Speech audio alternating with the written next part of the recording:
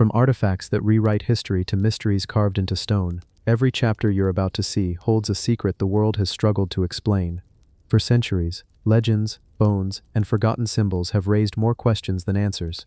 Were humans really the hunters, or sometimes the hunted? Did civilizations leave behind messages we've only just begun to decode?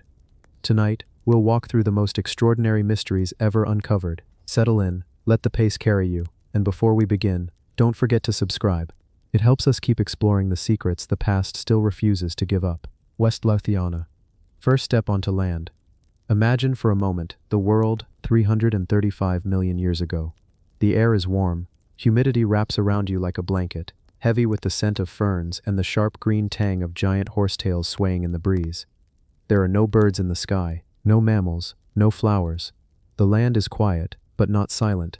The air hums with the slow buzz of insects that have never seen a bird, never had to dodge the shadow of a hawk. In this world, the first forests stand like vast, patient guardians, their roots clutching the earth along the banks of shallow rivers. And somewhere, in the marshy lowlands of what will one day be Scotland, a small creature blinks at the sunlight and takes a careful step onto dry land. That creature is West Lothiana. Her body is long and slim, about the length of your hand from nose to tail tip. She has tiny, clawed feet, delicate ribs you can almost see through the thin stretch of skin along her sides, and eyes bright enough to catch the shimmer of light off a water's surface. She is not quite a reptile, and not quite an amphibian. She is something in between, a transitional form in the long, slow story of life crawling from the water and learning to breathe, to walk, to own the land. For centuries, scientists have argued about when that moment truly happened. Was it a slow creep across millennia, or a sudden leap driven by some dramatic change in climate? Fossils can't speak, not in words. But West Lothiana's bones have whispered a story to paleontologists since the day they were uncovered in 1984, near the Scottish village of Bathgate. The rock that held her had been lying in wait for more than 300 million years, cradling a record of the moment when water's children began to belong to the land. Pause for 3 slow breaths before continuing. Picture the scene of discovery. It's a cloudy morning in West Lothian. A team of fossil hunters picks through the crumbling layers of limestone, the ground still damp from overnight rain. They are not expecting a great revelation that day, perhaps a fragment of fern, the imprint of a long-gone fish. But then, in the stone, the outline of something unusual emerges, a delicate skull, a chain of vertebrae so fine it could belong to a lizard, except lizards would not exist for another 70 million years. They brush away the dust, hearts quickening with the quiet realization, this is something special. West Lothiana lived during the Carboniferous period, a time when the continents were pressing together into the vast supercontinent Pangaea, and shallow tropical seas lapped at coastlines. Insects grew to impossible sizes. Dragonflies with wingspans as wide as a modern seagull, millipedes the length of a car. And yet, life on land was still an experiment. Amphibians ventured onto the shore but remained tied to water for breeding. Reptiles, with their self-contained eggs, had not yet fully taken over. West Lothiana stood on that invisible line between the two, proof that the boundary was already blurring. Now, if you could sit quietly on the bank of a carboniferous stream, you might see her emerge from the dark water. She would pause, nostrils flaring, tasting the air, every movement careful, as if each step is a decision. The ground feels strange beneath her, soft, crumbling peat. Somewhere in the shadows, something else moves. Not a predator she knows, but a distant cousin, perhaps more fish than land dweller. The air itself is new. The pull of gravity is the same as it has always been. But here, outside the water, every limb must carry its own weight. It is a small step for her, and an immeasurable step for life. When paleontologists study West Lothiana's fossil, they look for clues in the tiniest details, the shape of the ankle bones, the structure of the ribs, the pattern of teeth in her jaw. Each bone is like a letter in an ancient script, one that has to be read slowly and carefully. Some letters are missing, perhaps worn away, perhaps never recorded, but together, they form a sentence in the story of evolution, a sentence that says, "You are looking at one of the earliest known relatives of reptiles." There's a quiet poetry in that thought. Without creatures like West Lothiana, the long chain that led to dinosaurs, birds, mammals, and eventually us, might have taken a different turn. She is small, but her significance stretches farther than her tiny bones could ever walk. Slow breath before shifting into reflection. What makes this fossil so extraordinary is not just her age, though 335 million years is beyond human comprehension. It's that she exists in a time when life was still experimenting with possibility.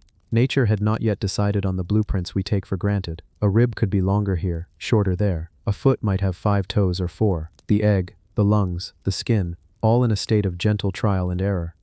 West Lothiana's body was part of that living laboratory. The more scientists studied her, the more they realized that she might not have been a true reptile after all. Her bones suggested something older, more primitive, perhaps a close cousin to the ancestors of reptiles, but not quite there herself, and so she was nicknamed Lizzie the Lizard, a name that is both affectionate and misleading. She is not our direct ancestor, but she is family. Pause to let that sink in. In a way, West Lothiana's story mirrors our own. Each of us is somewhere on a path between what we were and what we are becoming. We take small, careful steps into unknown places, unsure if the ground will hold us. And like her, we may not realize the importance of those steps until long after they are taken. Even now, her fossil rests in a museum, safe from the weather, her bones arranged in a quiet arc that echoes the way she might have curled in life. Visitors pass by, some glancing only briefly, others lingering to trace the outline with their eyes. If you stand there long enough, you might feel it, the slow, deep time that stretches back from you to her. A reminder that the first step onto land was not just a scientific milestone, it was an act of quiet courage. The timeless sword beneath the waves. Beneath the restless skin of the sea, there is a silence that few ever hear. The waves that roar above become a muffled, distant heartbeat once you slip below. Light fades into a blue-green haze, broken only by drifting particles, fragments of shells, grains of sand, the tiniest bones of forgotten creatures, and there, far below the surface, lies a shape that has waited longer than memory can hold. It is a sword, a long, narrow blade, its edge dulled by centuries, and yet still holding a whisper of sharpness, as if it remembers what it was made for. The hilt is wrapped in corrosion and salt, a skin of green and gold where bronze has met the ocean. No hand has gripped it in perhaps 1,000 years. No sunlight has touched it since it sank into the shifting seabed, but it remains, patient, unbroken, a silent witness to the tides of history. The story of its discovery begins not with treasure hunters, but with ordinary divers, searching for nothing more than a moment of peace beneath the waves. They were swimming along a familiar stretch of seafloor, where the sand rolls into gentle ridges and the current whispers through seagrass. One diver paused, spotting an unusual line in the sand. It was too straight to be coral, too precise to be driftwood. He brushed at it, and grains swirled away in a small cloud. What emerged was the tip of a blade. Slow pause for 3 beats. At first, they thought it must be a modern replica, something dropped by a careless boat or washed from a shipwreck in a storm. But as they freed it from the sand, they saw the unmistakable marks of age, the grip worn smooth by long dead fingers, the guard shaped in a style unseen for centuries, barnacles clinging like pale, stubborn jewels. Later, when experts examined it, the sword told its story, in the language of metal and craft. Its style belonged to an age when knights still walked the earth, when steel was hammered by hand on anvils that rang through the dawn. And yet the blade had been lying beneath the sea for so long that no written record could explain how it came to rest there. Pause, low tone. The ocean keeps its secrets well. It erases some stories with salt and time, but it preserves others in ways no land could match. The sword's steel, protected beneath layers of sediment, had resisted rust better than if it had been buried in soil. The salt water had kissed it, but not destroyed it, and so it remained, timeless, patient, until the day human eyes found it again. If you close your eyes, you can imagine the last time it was above the waves. Perhaps it was gripped in a gloved hand on the deck of a wooden ship. The wind was sharp, carrying the cries of gulls. The sea foamed around the hull as waves struck, lifting and dropping the vessel like a toy. There may have been a battle, the clash of steel on steel, the crack of splintering wood, shouts swallowed by the wind. Or perhaps it was an accident, a careless slip, the sword tumbling over the railing, vanishing into the churning water before anyone could catch it. Once lost, it sank slowly, turning as it fell, until the sea floor caught it in a soft embrace. Centuries passed, sand drifted over it, then away again. Fish darted past, unaware of its human origins. Storms stirred the seabed, sometimes revealing part of the blade, sometimes burying it completely. The ocean became its home, and time lost its meaning. Gentle, slower pace here. There is something haunting about objects like this. They are neither alive nor truly dead. They carry a weight that is not just physical, but emotional, historical. A sword is not just metal shaped to cut. It is the memory of the hands that made it, the purpose it was forged for, the lives it touched. It was a protector, a symbol, a threat, and then suddenly, nothing more than an object at the bottom of the sea. When the sword was brought to the surface, it was like waking something from a long sleep. The air touched it again for the first time in centuries. Salt water ran from its surface in rivulets, catching the light. Some would have felt a thrill at holding it, a connection to warriors and sailors long gone. Others would have felt a quiet sadness, knowing it was removed from the place it had belonged for so long. The restoration process was delicate, each barnacle removed with care, each flake of corrosion studied before being brushed away. Historians examined the style of the hilt, the balance of the blade, the metallurgy. They debated its origin. Was it forged in a coastal European port? Did it belong to a knight, a merchant, or a pirate? Every detail was a clue, but the full story remained out of reach. The ocean had kept part of it for itself, and perhaps that is as it should be. Not all mysteries are meant to be solved. Sometimes it is enough to know that the object is real, that it has passed through hands and centuries to find its way to ours. Slower, more reflective now. When you see the sword displayed today, behind glass and gentle light, it does not look dangerous. Its edge is no longer keen. The hilt is fragile, but if you lean close you might still sense it. The presence of time, the echo of 1,000 tides, the memory of battles and voyages. It is a reminder that everything we make, everything we are, eventually returns to the earth, or the sea. And yet, some things endure. Not because they resist change, but because they survive within it. The sword beneath the waves became part of the ocean's story, just as it once was part of a human story, and now, it is part of ours. Stone Age Swiss Knife. Lion Bone Multi-Tool. The world of 35,000 years ago was colder, wilder, and far more dangerous than ours. Vast sheets of ice lay across the north. Winds blew bitter and unbroken across open plains. The air smelled of smoke, pine, and the faint metallic scent of snow before a storm. In this landscape, survival was not a given. It was an achievement, one earned each day through skill, cooperation, and the careful use of tools. And among these tools there was one, unlike any we use today. Not made of metal, not shaped in a factory, but carved from the bone of a great predator, the cave lion, a creature feared and respected, hunted only when necessity demanded. From its powerful limb, a single bone was taken, and transformed into something remarkable, a multi-tool, a Stone Age Swiss knife.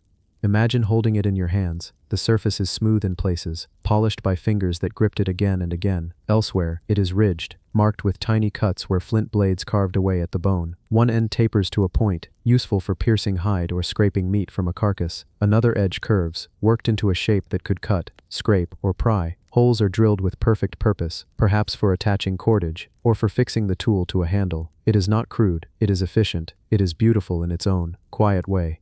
Pause for a few breaths before continuing. The people who made this tool were not crude either. We often imagine the Stone Age as a time of grunting and guesswork, but the truth is more complex. These were skilled artisans, scientists of survival. They understood the strength of lion bone, dense, tough, and surprisingly light. They knew how to shape it without splitting it, how to use the natural curve of the bone to give strength to the blade. They did not waste material. Every scrap was useful, every edge had a purpose. The lion that gave this bone was likely a giant of its kind, larger than any lion alive today. It roamed the plains and forests of Ice Age Europe, hunting reindeer, horses, perhaps even the humans who hunted it in turn. When it died, whether in a hunt, a trap, or by the slow work of age, its body was not wasted. Its hide became clothing, its meat became food, its bones became tools. From death came survival. To make the multi-tool, the craftsperson would have needed patience and precision.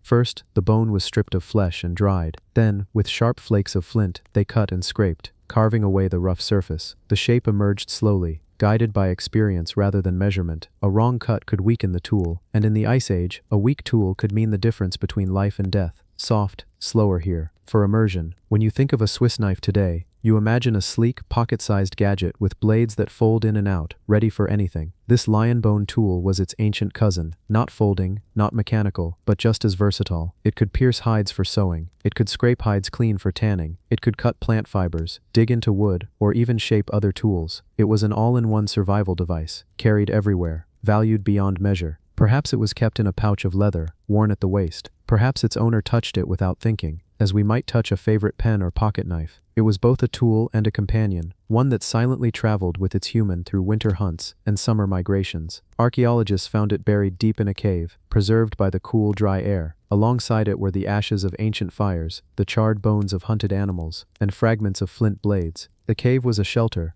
a place where stories were told by firelight, where meat was roasted, where children slept close to their parents, and where tools like this were made and repaired. When the lion bone multi-tool was uncovered, it looked at first like an ordinary piece of bone, but as it was cleaned, the shaping became clear. Microscopic examination revealed the fine striations left by stone tools. Residue testing even hinted at what it had touched: traces of hide, plant fibers, and meat, proof that it had lived many lives before being set down for the last time.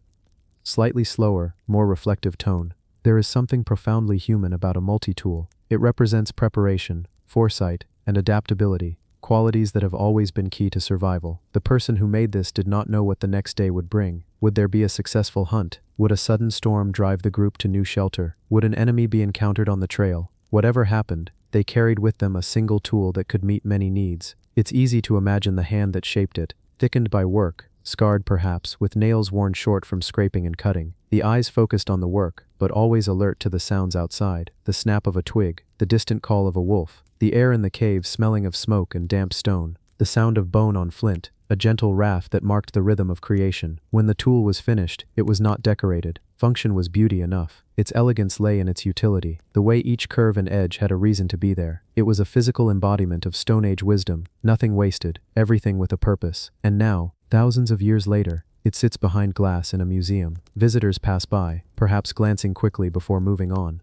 But those who pause see something deeper, a connection to the minds and hands of people who lived in a world unimaginably different from ours, and yet, in the ways that matter, very much the same. The lion bone multi-tool is not just a relic, it is a reminder that survival is a kind of art, that intelligence is measured not only by invention, but by adaptability, that beauty can be found in the simplest of shapes when those shapes carry the weight of human need and human skill. And perhaps, if you look at it long enough, you will realize you are staring at one of the earliest symbols of human ingenuity, a tool for every situation, a pocket knife for the Ice Age, a masterpiece of bone, born from necessity, carried through the bitter cold, and left, waiting for us to find. 250-million-year-old toilet full of butterflies. There is a kind of story the earth tells that is so strange, so unexpected, that at first you think it must be a mistake. This one begins not in a quiet forest or a darkened cave, but in a fossilized latrine. Yes, a toilet. Not a human one, of course, but the ancient, petrified remains of an animal's chosen spot for what all animals must do. It was about 250 million years ago, long before the first flowers, before birdsong filled the air, before even the dinosaurs had risen to dominance. The land was warm and dry, with scattered plants clinging to life in sandy soils, and somewhere in this prehistoric landscape, a creature, perhaps a reptile, perhaps a mammal-like ancestor, returned again and again to the same place to relieve itself. Over weeks, months, years, layers built up, pressed down by time, transformed grain by grain into stone, and inside that stone, something extraordinary waited.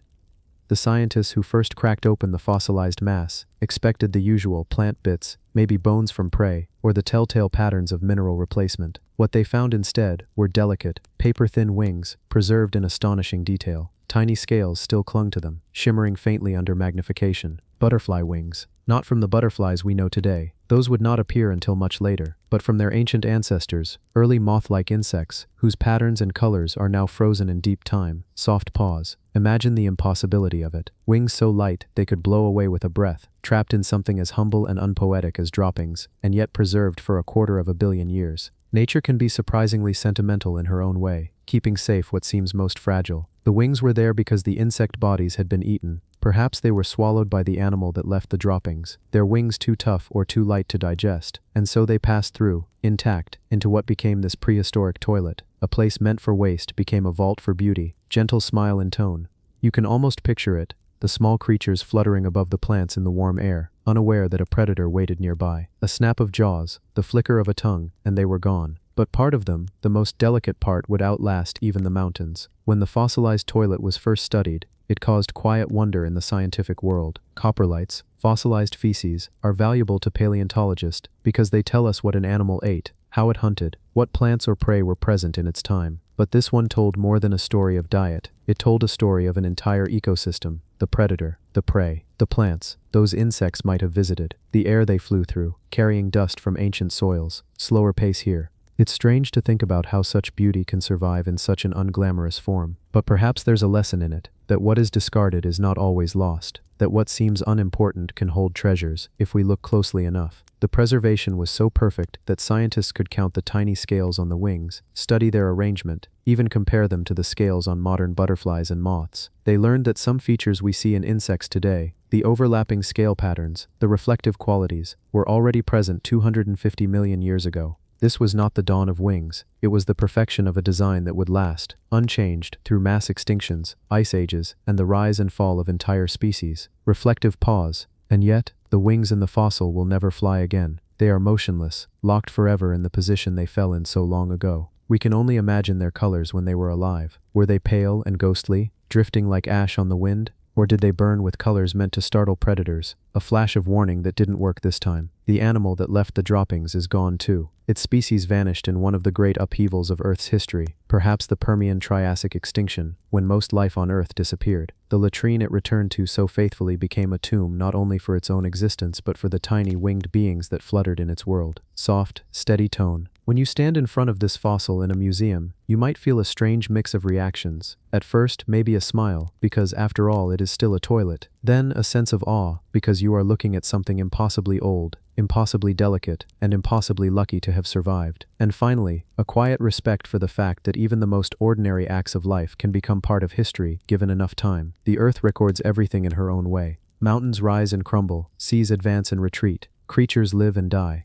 Sometimes, the record is a towering skeleton of a dinosaur. Sometimes, it is a set of footprints left in soft mud. And sometimes, it is the wing of a butterfly, hidden inside the fossilized remains of a meal, kept safe by stone for millions upon millions of years. Perhaps that is why this fossil matters so much. It reminds us that beauty can be found in the most unexpected places, that even in endings there can be preservation, that the fragile things, if they are lucky, if they are sheltered, if the world is in just the right mood, can outlast everything. So the next time you see a butterfly hovering in a patch of sunlight, think about its ancestors. Think about the wings that never faded, the colors we can't see, the journey from a warm ancient plain to a glass case in our time. And think too about how nature's stories are not always told through the grand and the noble, but sometimes through something as humble as a 250-million-year-old toilet. Fertility statue, or death goddess. It is small enough to fit in the palm of your hand, carved from stone, smoothed by fingers that held it long ago. This object has outlasted empires, languages, and the names of its makers. It is a figure, a woman, her shape exaggerated in certain places, abstracted in others. She has no eyes, no mouth, no face to smile or frown. Her arms are barely suggested, but her body is the story. Some say she is a goddess of fertility, her wide hips, rounded belly, and full breasts, signs of life, of abundance, of the power to create. A prayer in stone for healthy children, for full harvests, for survival through the lean months. Others see something darker.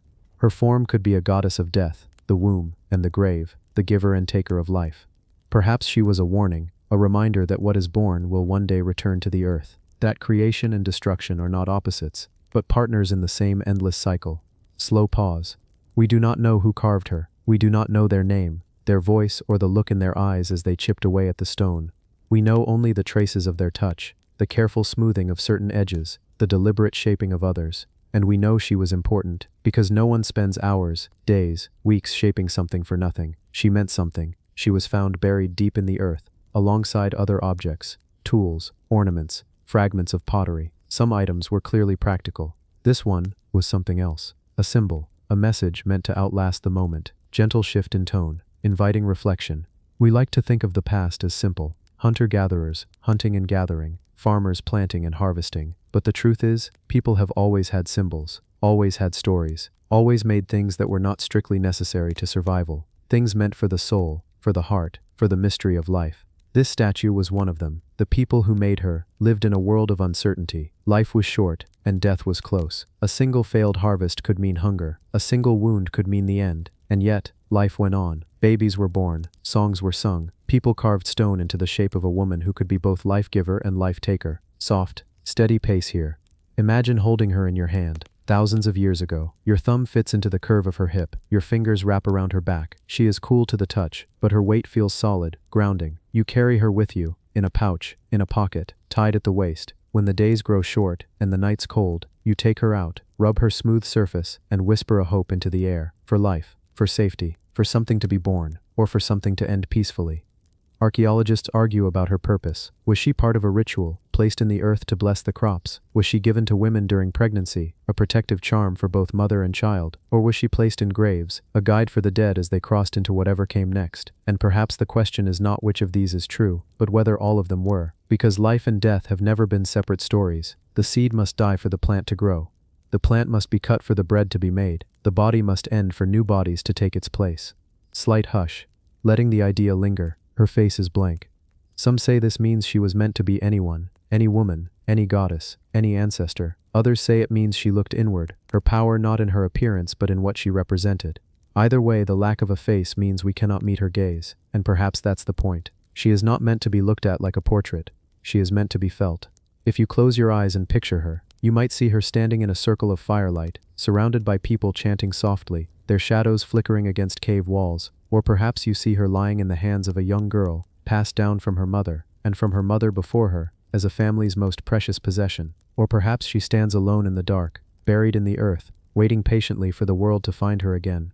We found her, but we did not find her meaning. That remains hers to keep. Slow, warm ending. And so she sits, now in a museum, behind glass, under lights that never fade. People walk past, pausing for a moment before moving on. Some see only a strange little stone woman. Others feel something stir, something ancient, something that does not need words. Fertility statue, death goddess, life in the palm of your hand. She is all of these, and none of them. Her true name is lost, but her presence endures. And maybe that is her greatest power, to still be here, to still be felt, long after the hands that made her turned to dust. Sky giants. Pelagornis, the 7-meter bird. The first thing you would notice, if you saw it gliding overhead, would be the wings. They seem to go on forever. 7 meters from tip to tip, longer than a small car. In the sky, Pelagornis was less a bird, and more, a living sail, catching the wind with ease, letting the air carry it across entire oceans. This was not a bird you would see perched in a tree. It belonged to the open sky, the endless blue, the rolling silver of waves below. It lived millions of years ago, in a time when the seas teemed with life, and the continents wore shapes we would hardly recognize. And yet, its skeleton tells us something instantly familiar. It was a master of flight. Soft pause, letting the image take hold. When scientists first found the fossilized bones of Pelagornis, they were struck by their size. Long, slender, impossibly light, yet strong enough to hold those vast wings in place. Its bones were hollow, like those of modern birds, but even more delicate in proportion. It was built for one thing, staying aloft. Some believe Pelagornis could fly for days without landing, skimming the wind currents just above the ocean, dipping only to snatch prey from the surface. And what a hunter it must have been. Its beak was unlike anything you see today. Long and thin, but lined with strange, bony projections that looked like teeth. Not real teeth, but enough to grip slippery fish. The sea was its pantry, a flash of silver below the surface, a tilt of those massive wings, a plunge, and lunch was gone before the fish even knew it was in danger. Slower, thoughtful tone.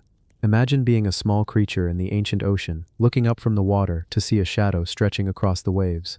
No matter how fast you darted, the bird above had the sky on its side. Pelagornis didn't have to flap furiously. It waited, let the wind do the work, and when the moment was right, it struck. Its world was warmer than ours, with higher sea levels, different coastlines, and wide stretches of shallow water, perfect for feeding, and Pelagornis owned it. From what we can tell, it was one of the largest flying birds that ever lived. It shared the skies with early whales, surfacing for air, giant sharks patrolling the deep, and smaller seabirds that probably gave it plenty of space. Soft, curious note. The size of Pelagornis raises a question. How did something that big take off? Modern birds with large wingspans, like albatrosses, need a running start or a strong wind to lift into the air. Pelagornis may have used cliff edges or ocean breezes, the way gliders use a launch point. Once airborne, it could have flown for hours, maybe even crossed entire oceans, riding the invisible highways of the wind. Its fossils are found in coastal deposits, suggesting it lived its life near the sea, nesting on cliffs or open shorelines. If you were standing there millions of years ago, you might have seen entire flocks, dozens of them, wheeling above the water, their calls echoing faintly over the surf. It must have been a sight both beautiful and humbling. Reflective pause. But even giants have their end. The world changed. Shifts in climate, sea levels, and ecosystems may have made life harder for Pelagornis. Perhaps new predators emerged. Perhaps the winds changed. Perhaps the fish it depended on grew scarce. Whatever the reason, its reign in the sky ended, and it joined the long list of creatures that live now only in stone. Today, in museums, the wings of Pelagornis are stretched out once again, not in flight, but in quiet display. Visitors stop and stare, measuring themselves against that impossible span, trying to imagine what it would have been like to see such a bird above them. Some feel awe, some feel a small, strange fear. After all, the skies are ours now, but once, they belonged to something far larger. Gentle closing tone. Pelagornis reminds us that the air has its own history, as deep and rich as the sea or the land, that the wind has carried giants before, and may again, and that, sometimes, the most powerful things move not with force, but with grace, drifting, gliding, letting the world lift them higher than muscle alone ever could. When you next see a seabird, an albatross riding the breeze, a gull banking above the waves, think of Pelagornis. Think of wings that could have cast a shadow over an entire boat. Think of a life spent between sea and sky, and think of the quiet truth that even the largest things eventually fold their wings. Neanderthal Fat Rendering Factory. It begins with the smell, not the sharp, greasy smoke of a modern kitchen, but something richer, heavier. The slow cooking of marrow and fat over an open fire, deep in a shelter made of stone and skin. We often imagine the Neanderthals as people of the hunt, strong, silent figures with spears, chasing reindeer across frozen valleys. But hunting was only part of the story. What they did after the hunt is just as fascinating. They were not wasteful. Every piece of the animal mattered. The meat was eaten fresh or dried. The hides became clothing and shelter. The bones were a treasure of their own. Gentle pause, inviting the listener in. If you split a long bone open, a leg bone from a deer for instance, you'll find rich yellow marrow, fat, energy, the difference between surviving the winter and starving in it. But Neanderthals didn't just crack the bones and eat the marrow on the spot. They had another method, one that speaks of patience and planning. They boiled the bones. We know this because archaeologists have found ancient hearths littered with cracked bones, deliberately broken in ways that allowed every last drop of fat to be extracted. Sometimes the bones were even boiled whole in water, the fat rising to the surface, ready to be skimmed and stored. To do that, they may have used stone or hide containers, heated with hot rocks dropped straight from the fire. It was a kind of kitchen. A kitchen in the Ice Age, slower, reflective. Imagine the scene, a cold wind outside, the sky already dark by late afternoon. Inside, the air smells of wood smoke and roasted meat. A pot, not metal, but perhaps a hollowed-out stone or a thick skin bag, rests near the fire. Steam rises. A Neanderthal woman stirs with a stick, skimming off the shimmering layer of fat and pouring it into a carved wooden bowl. This would last for days, even weeks, and could be mixed with dried meat to make something like a primitive energy bar. High calories, portable, life-saving. It's tempting to see Neanderthals only through the lens of strength and survival, but here, we see skill. We see foresight. They were engineers of food, finding ways to store energy long after the hunt was over, quietly thoughtful. This practice, rendering fat, might seem small, but in the Ice Age, it was an innovation on par with inventing a new tool. Because food wasn't always there when you wanted it. Sometimes, weeks might pass between large hunts. Stored fat was a safety net. It was the fuel for long walks through snow, for hauling heavy loads, for keeping the fire going through the night. And in this process, they left behind the traces we find today. Pits filled with cracked bones, some with scorch marks, some polished smooth where they'd been handled again and again. Stone tools with edges dulled by pounding, scraping and stirring. Hearths blackened by countless fires, each one telling the same quiet story of resourcefulness. Slight hush, leaning in. The word factory might feel modern, but in its own way, that's what this was. A place where raw material was turned into something more useful, a steady rhythm. Hunt, butcher, break, boil, store. Not just for one family, but perhaps for a small group, a band of travelers making ready for the cold months ahead. And so, under the flicker of firelight, the Neanderthals worked, not with assembly lines and machines, but with stone, bone, and time. The sound of bones cracking echoed softly in the cave. The fire hissed as wet rocks were dropped into boiling water. A child dozed nearby, wrapped in furs, breathing in the warm, savory air. This was survival. This was knowledge passed from one generation to the next. And it worked, for hundreds of thousands of years. Gentle closing tone. When we think of them now, we might picture the hunters in motion, spears in hand. But in the quiet, it is this scene that speaks just as strongly. A fire, a pot, the slow rendering of fat from bone, and a people who knew that survival wasn't just about the kill. It was about what came after. The Neanderthal Fat Rendering Factory was not a building. It was a moment in time, repeated again and again, wherever life needed just a little more fuel to make it through the dark. Byzantine cup and Anglo-Saxon ashes.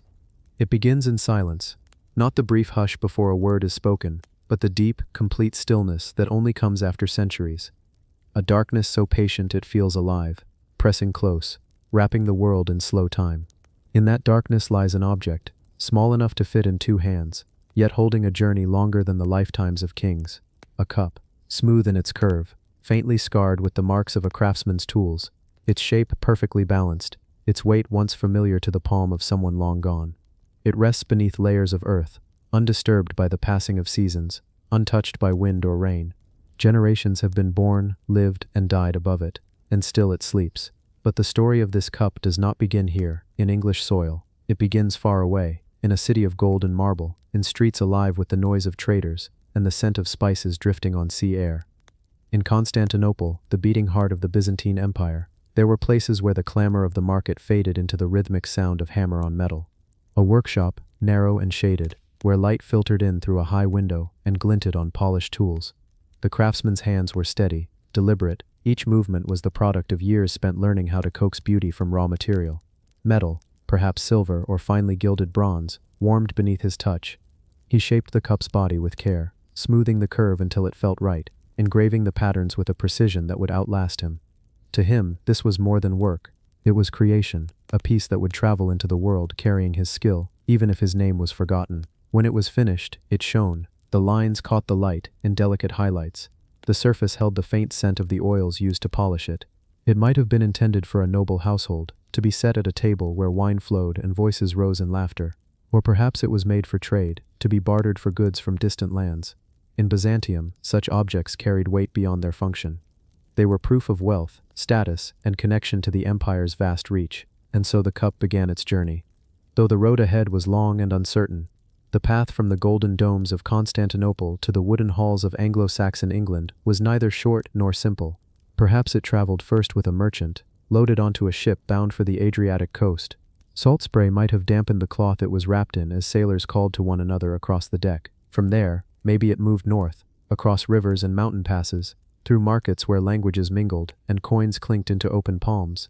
It might have been exchanged in a quiet deal between nobles, a gift meant to secure an alliance, or it might have been seized as the prize of a raid, carried away not in ceremony, but in haste. Each transfer left no visible mark, but every hand that held it added to its unseen history. When at last it reached England, it entered a world of kings who ruled from timber halls, where the glow of the fire lit long benches crowded with warriors. The Anglo-Saxons valued beauty not only for its own sake, but for what it said about its owner. A cup from Byzantium would have been extraordinary. It was a link to a far-off world most would never see. A conversation piece, a token of prestige. In the dim light of a feast, its metal would catch the flicker of flames, drawing eyes to it as it passed from hand to hand. Those who drank from it might wonder about the lands it had come from. Lands of marble streets and soaring churches, so different from their own. The one who owned it likely kept it safe, wrapped in cloth or placed in a carved chest along with other treasures. Perhaps they took it out only for special occasions. Perhaps they told its story, true or imagined, to guests, letting the mystery add to its value. In a time when foreign goods were rare, such an object could feel almost magical, as if it carried with it the air of the place it came from. And then, at some point, the cup's journey paused again. A death, a funeral. In Anglo-Saxon tradition, the dead were often sent into the next world with the items they might need, or the things that had defined their life. For someone to be buried with a Byzantine cup meant it had mattered deeply to them.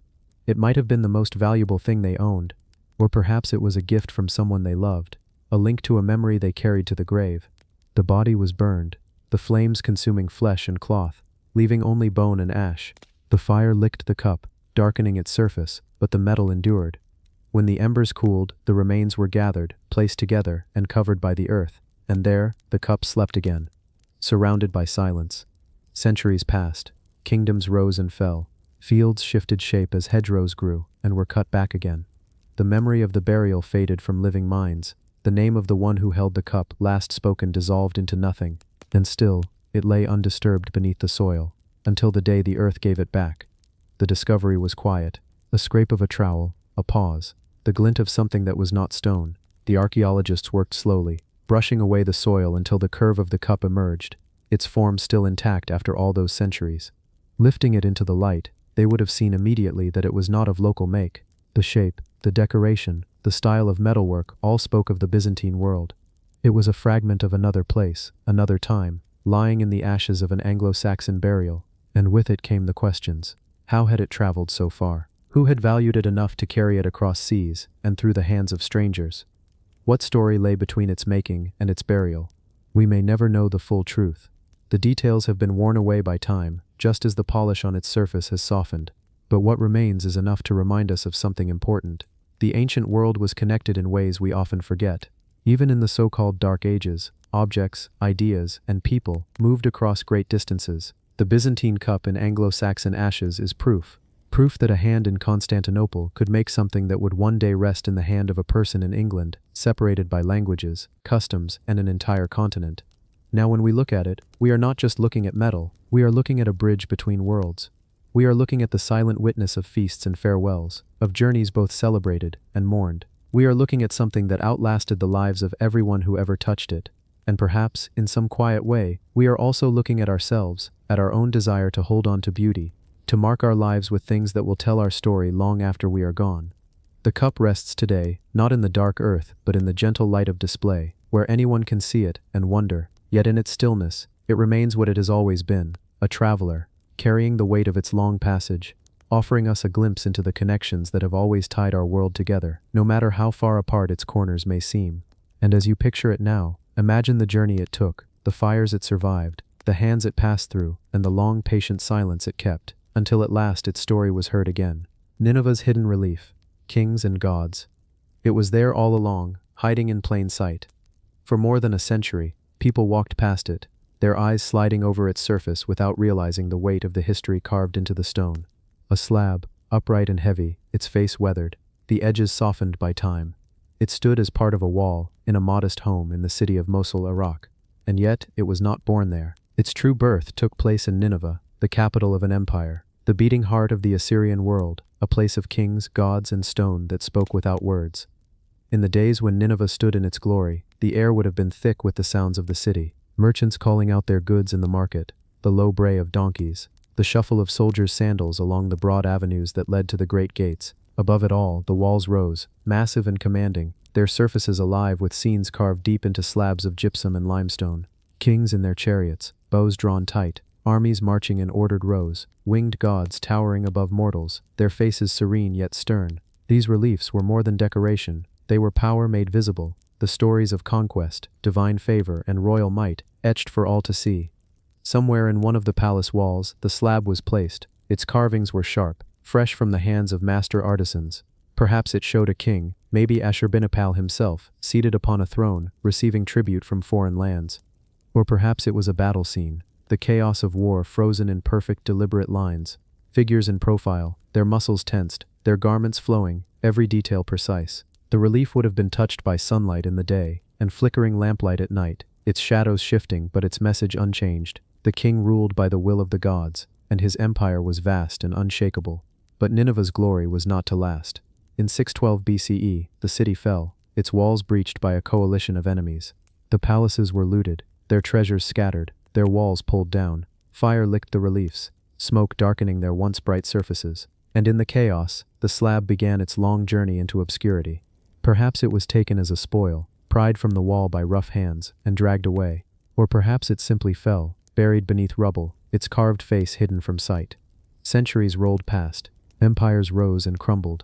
The Tigris flowed on, carrying with it the silt of forgotten ages. When people came to build their homes on the land where Nineveh once stood, they dug into the earth, pulling up stone to use in their walls. To them the carvings were curious, but not sacred. Stone was stone, and if it was strong and fit the space, it would serve its purpose. And so the relief found itself embedded in the wall of an ordinary house. It stood there, silent, its figures still gazing out, kings and gods, their eyes carved to look beyond the present, waiting for someone to truly see them again. That moment came in the 21st century. An archaeologist visiting Mosul happened to notice the slab. Perhaps it was the faint outline of a wing, or the curve of a bearded face, barely visible beneath dust and paint. To the trained eye, the marks were unmistakable. This was no ordinary stone, this was Assyrian, this was Nineveh. The discovery rippled quietly at first, then spread. The relief was carefully examined, its carvings studied. The details matched those of other known palace walls. Here, in the heart of a living city, a fragment of an ancient one had been waiting, unseen, for more than 2,000 years. Today, when we look at the relief, we are not just looking at art. We are looking at a piece of royal propaganda, a window into the mind of a king who wanted his people and his enemies to know that his power was sanctioned by the heavens. We are looking at the skill of artisans whose names we will never know, their hands steady as they carved lines that would last longer than any empire. And we are looking at the strange, winding journey of history, how something meant to inspire awe in a palace hall could end up holding up the wall of a family's home. It is a reminder that the past is never truly gone. It lingers in unexpected places, waiting for us to notice. Sometimes it hides in plain sight, carved in stone, holding the faces of kings and gods in patient silence until the day they are seen again. And when we do see them, we are not just uncovering stone, we are uncovering a voice from across millennia, speaking in a language of lines and shadows, telling us, I was here, I ruled, I believed. Dinosaur or rhino? Khmer Temple Mystery. It stands in the heavy stillness of the jungle, a wall of ancient stone, worn smooth by centuries of rain and heat. Vines coil through the cracks, their roots searching for the cool damp inside the blocks. Insects hum in the shadows, and far above, the leaves shift softly in a breeze that never quite reaches the ground. Here, carved into the side of a centuries-old temple, is a shape that has puzzled travelers, archaeologists, and dreamers alike. A rounded body, 4 thick legs, a tail, and along its back, a line of raised curved plates. To some, it is unmistakable, the silhouette of a stegosaurus, a creature that last walked the earth more than 65 million years ago. How could such a thing have been carved by the hands of Khmer artisans in the 12th century? And yet, to others, it is no dinosaur at all. A rhinoceros, perhaps, its body framed by stylized leaves meant to suggest the environment around it. The truth, like the jungle itself, hides in layers.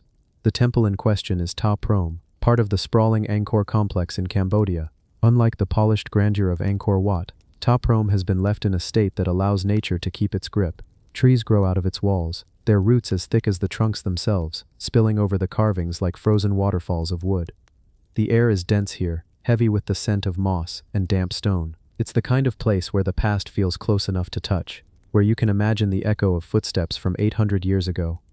In this setting, the relief sits among countless other carvings, gods and guardians, dancers and animals, all rendered in the graceful flowing style of Khmer art.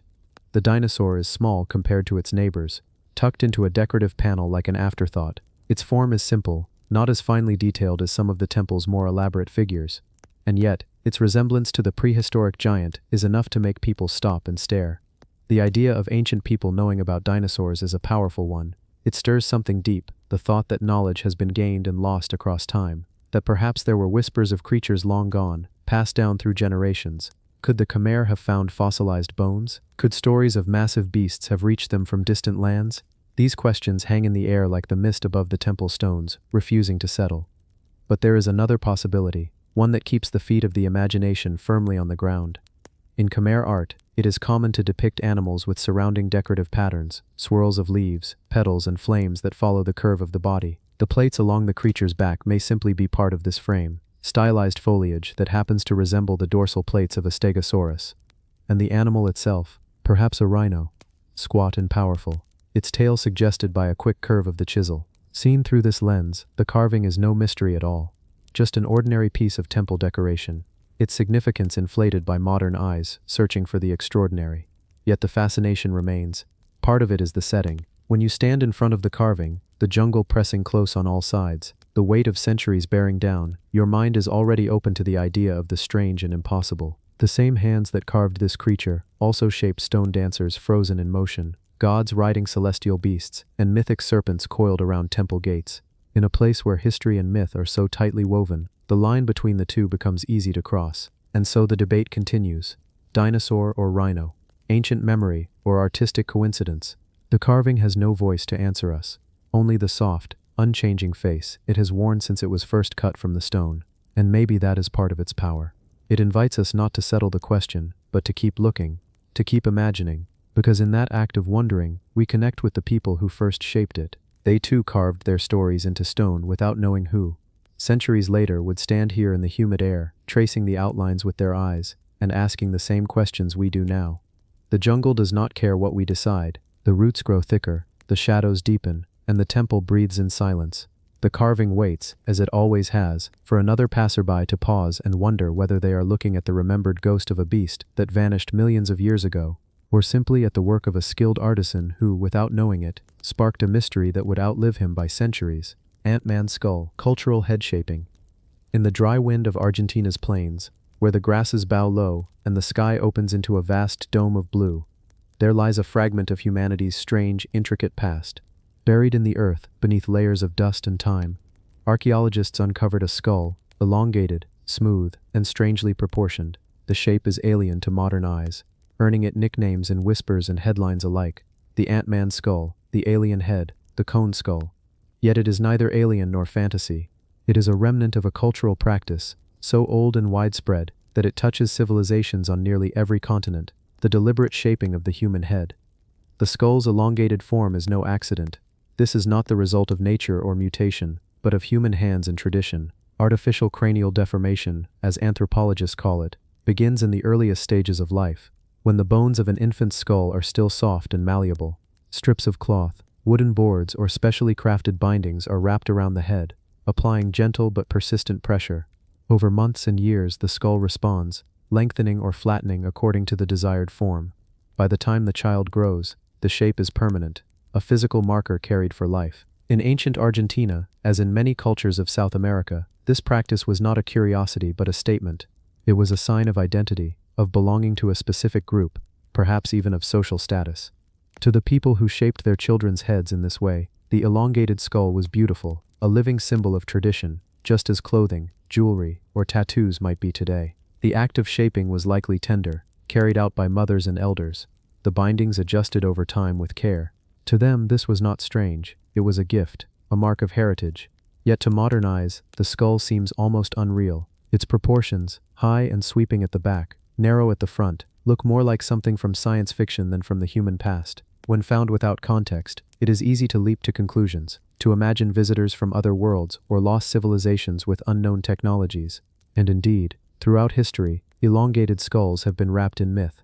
Some have claimed they belonged to giants, others to gods who walked among men. But archaeology strips away the myth to reveal something no less fascinating. A deliberate, symbolic act repeated across thousands of years and countless cultures, from the Andes to the Eurasian steppes, from Africa to the Pacific Islands. In Argentina, the Ant-Man skull is part of a lineage of such finds, many dating back more than 1,000 years. These skulls speak of communities bound by shared customs and visual markers, where a child's altered head shape was as much a statement of belonging as the dialect they spoke, or the patterns woven into their clothes. They also tell us of human creativity, the willingness to shape the body itself to express ideas of beauty, status, and culture. When you stand in front of such a skull, now resting in a museum case under careful light, the first thing that strikes you is the smoothness of the bone. Time has polished it, stripping away everything but form. The second thing is the sheer presence of it, the way the shape seems to command attention. You imagine the person it belonged to, their face framed by hair, perhaps adorned with beads or feathers, their elongated head visible from a distance as they moved through their village. This was not a deformity to be hidden, it was a statement to be seen, and perhaps that is the most human part of all, the desire to be seen, to carry identity in the body itself. We may not bind skulls today, but we shape ourselves in countless other ways, through fashion, hairstyles, piercings, even cosmetic surgery. The Ant-Man skull, for all its strangeness, is a reminder that our ancestors, too, were shaping themselves to fit ideals that spoke to their culture, their values, and their place in the world. Beneath the mystery and the unusual form, there is something profoundly familiar. This was a person, living under the same sky, feeling the same wind, dreaming their own dreams, and though their head was shaped by tradition, their mind was entirely their own, thinking, speaking, laughing, just as we do now. The skull remains silent, but in its silence, it tells a story of hands guiding cloth around an infant's head, of patience and purpose, of the human urge to leave a mark, not just on the world, but on the very shape of ourselves. Gold ring buried in David's city foundations. Archaeology often works like a layered storybook. Each stratum of earth that is uncovered is like a page turned backward through time. Few places demonstrate this better than the ancient city of David, a site in Jerusalem where the ground itself holds the story of thousands of years of human history. Beneath its stone streets, archaeologists have found fortifications, water channels, and entire rooms carved into rock. Yet among these monumental structures, sometimes the most unassuming discoveries can spark the deepest questions. That is the case with a simple gold ring, unearthed deep in the city's foundations, where the layers tell us about conquest, resilience, and memory. The city of David is considered the oldest settled core of Jerusalem, a place where history and legend often blur. Excavations there are not new. For more than a century, scholars have dug into the bedrock, peeling back the layers of habitation. But the discovery of a small gold ring within those foundations captured attention precisely because of where it was found. Rings, after all, are personal objects. They are carried on the hand, passed down in families, and sometimes buried with their wearers. Finding one beneath the weight of walls and earth invites us to imagine who it belonged to, why it ended up there, and what stories it silently carries. The ring itself is delicately made. Though corroded by centuries underground, traces of its craftsmanship remain visible, its band shaped with care, its surface once polished to a shine. Unlike coins or ceramics, jewelry often reflects not just utility but sentiment. Whoever wore this ring may have valued it not only for its material worth but for what it symbolized: status, identity, or even love. To find it in the foundations of the city suggests it was lost or deliberately placed in a moment of upheaval, and in the city of David, upheaval was a constant companion. The foundations where the ring appeared belonged to one of the most contested and historically rich zones of Jerusalem. Over centuries, armies came and went, walls rose and fell, fires swept through homes, and the ground was rebuilt again and again. The very act of building over older layers often sealed away personal artifacts, trapping them as unintentional time capsules. The gold ring was one such capsule, waiting through centuries of silence until a careful trowel brushed it free. The question, of course, is whose hand once wore it. Gold was not common among the city's poorest residents. It was rare and valuable, often concentrated among elites or merchants with connections across trade networks. The craftsmanship suggests it may have been produced locally, though some scholars argue it could have traveled from elsewhere, brought by traders who crossed the Mediterranean and beyond. This possibility reminds us that Jerusalem, even in antiquity, was not an isolated settlement. It was a crossroads of cultures, languages, and economies. A single ring could hold within it the story of faraway workshops, caravans that moved across deserts, and markets where goods exchanged hands. Some have speculated that the ring might have been part of a dowry or a marriage gift. In many ancient societies, jewelry symbolized bonds between families, cementing alliances and marking life events. If this was such a ring, then its burial beneath stone foundations could reflect not only loss but tragedy. Imagine a moment when a home was destroyed, perhaps by fire, perhaps by siege. In the chaos, the ring slipped from its owner's hand, vanished among rubble, and was never retrieved. That small loss, insignificant in the scale of empires, became eternal when it was sealed underground. There is also another possibility: deliberate placement.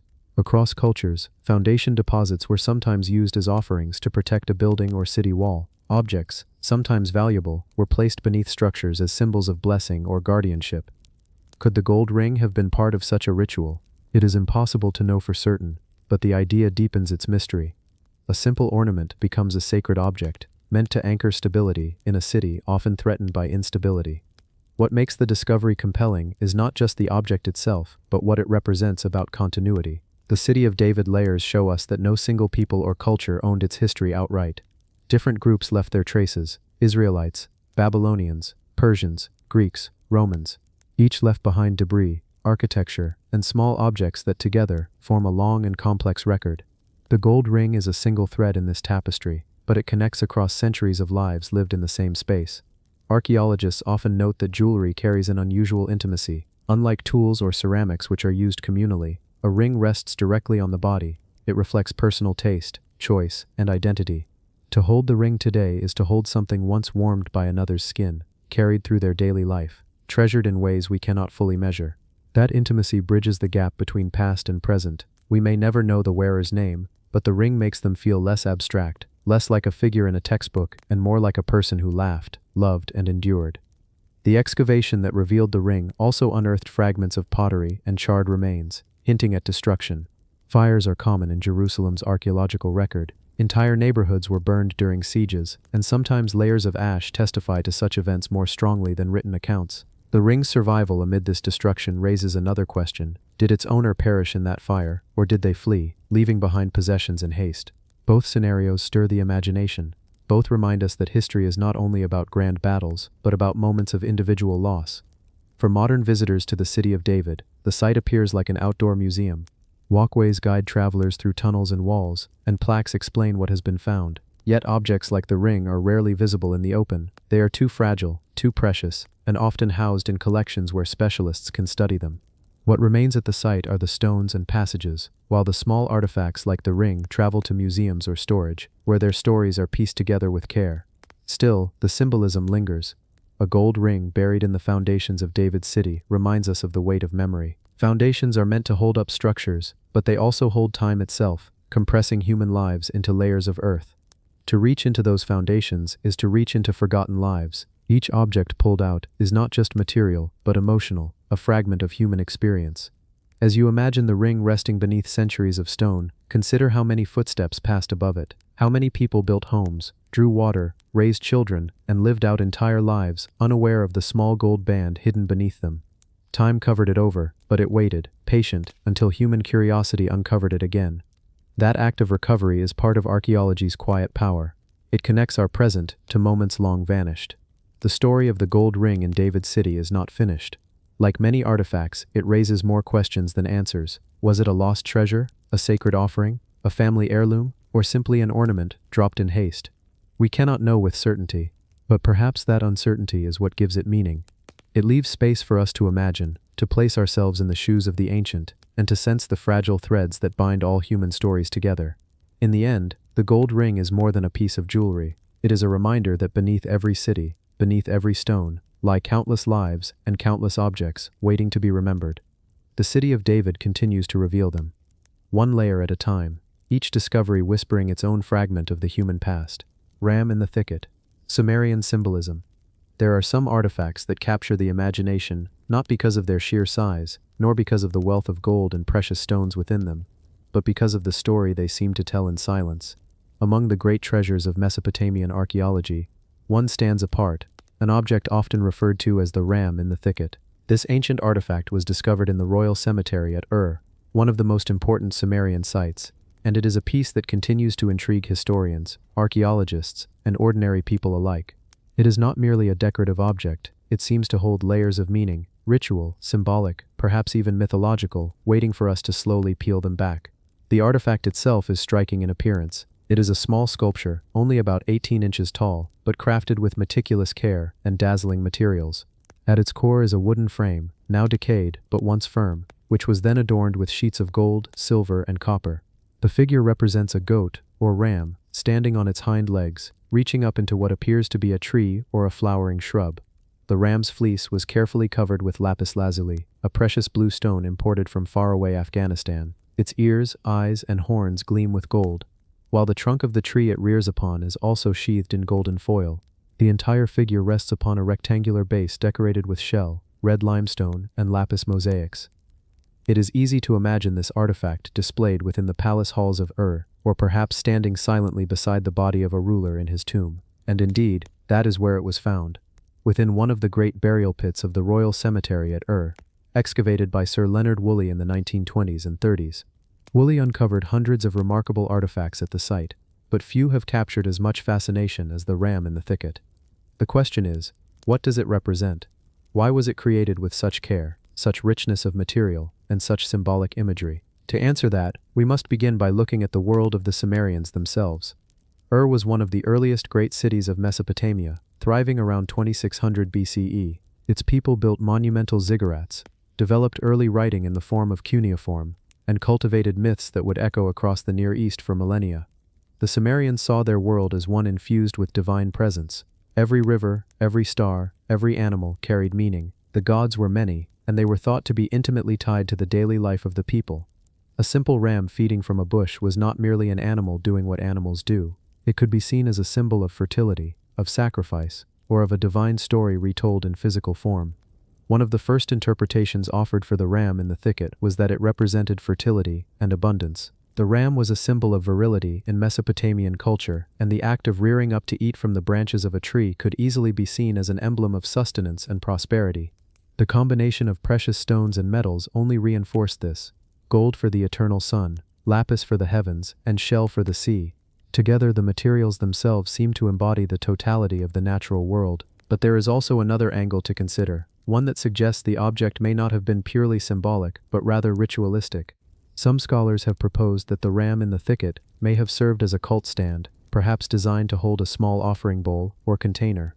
The flat top of the tree suggests that something may once have been affixed there. If so, then this figure would not simply have been symbolic art, it would have been a functional piece in temple ritual, a bridge between human hands and divine expectation. There is yet another possibility, one that stirs even deeper questions. Could the artifact represent a mythological story? The name Ram in the Thicket was not given by the Sumerians, but by Leonard Woolley himself. He borrowed it from a famous story in the Hebrew Bible, the Binding of Isaac, in which Abraham, about to sacrifice his son, sees a ram caught in a thicket, which is then offered as a substitute sacrifice. Woolley's choice of name reflected his own cultural background, but it raises the intriguing possibility that the ram motif may have been a long-standing Near Eastern symbol, older than the biblical tradition, and carried across cultures. If so, then what we see in is perhaps the distant ancestor of a story that would one day shape the religions of Judaism, Christianity, and Islam. This raises a difficult question: were the Sumerians already thinking of the ram as a symbol of sacrifice, or is that interpretation something imposed by later cultures? The truth is that we do not know, but the possibility of shared motifs, echoing across centuries, is tantalizing. There is also the matter of the tree. The ram is not standing in isolation, it is reaching toward branches. Trees in Mesopotamian mythology often symbolized life, the cosmos, or divine wisdom.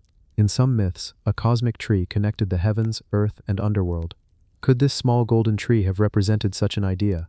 If so, then the ram climbing toward it might symbolize humanity, or life itself, striving toward divine sustenance. When we place the ram in the thicket within the broader context of the royal cemetery at it becomes even more fascinating.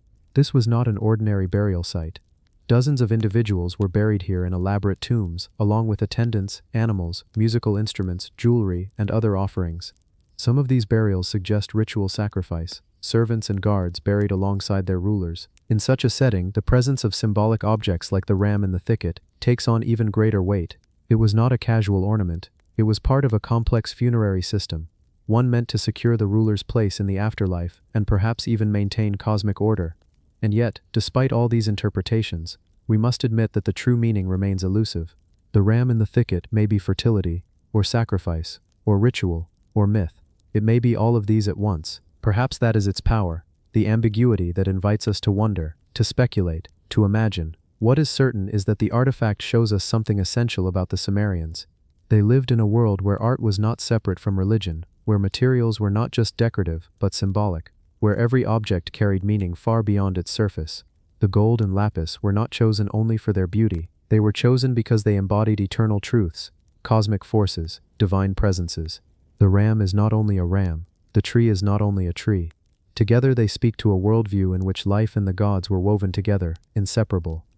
When Woolley lifted the ram in the thicket from the soil of it had survived over 4,000 years of burial. Its wooden frame had decayed, and it had to be carefully reconstructed. Yet even in its fragile state, it continues to command awe. Today, one version of the artifact is housed in the British Museum, while another is in the Penn Museum in Philadelphia. Visitors gaze upon it much as the ancient Sumerians once did, with reverence, with curiosity, with the sense that it speaks of mysteries older than history itself. And so, in the quiet presence of this small but radiant artifact, we are reminded of something timeless, that across the ages, humans have sought to make meaning, to tell stories, to link their fragile lives with the vastness of the cosmos. The ram in the thicket is one of those bridges across time, a whisper from ancient is still speaking, still mysterious, still unresolved. Gujian sword, ancient bronze that still cuts. In the humid lands of southern China, where rivers bend slowly through mist-covered valleys, and ancient forests hold memories of forgotten dynasties, a tomb was opened in 1965 that would challenge everything historians believed about the limitations of ancient craftsmanship. From the damp, waterlogged earth of Hubei province, archaeologists carefully uncovered a wooden box, sealed tight for more than 2,000 years. Inside that box lay a sword, its bronze blade glimmering as though it had been forged only yesterday. This was no ordinary relic. It was the Gujian sword, a weapon belonging to the spring and autumn period, more than 2,500 years old, and yet still sharp enough to slice through a stack of paper with ease. At first, the archaeologists could hardly believe their eyes. Bronze, as durable as it is, usually succumbs to time. Oxidation, soil acidity, and moisture all corrode metal over centuries. But this blade seemed untouched by the years. It shone with a bluish hue, its surface patterned with intricate designs, and its edge was razor-sharp. Incredibly, even though the tomb where it was buried had been flooded with water, the sword remained pristine, untarnished. The Gujian sword defied the natural decay of time, as if it had been preserved by some forgotten secret of metallurgy that even modern science struggles to fully explain. The sword was examined with awe. Inscriptions etched into its blade revealed it belonged to the king of Yue, known in ancient texts as King Gujian, a ruler whose determination and resilience made him legendary. The inscription was written in an early form of Chinese script, and once deciphered, it confirmed the sword's extraordinary pedigree. This was not simply a weapon, it was a symbol of power, survival, and hidden knowledge. King Gujian himself was a figure of almost mythical resilience. He ruled the small but ambitious state of Yue during a turbulent time in Chinese history, an age when neighboring kingdoms rose and fell in endless wars for dominance.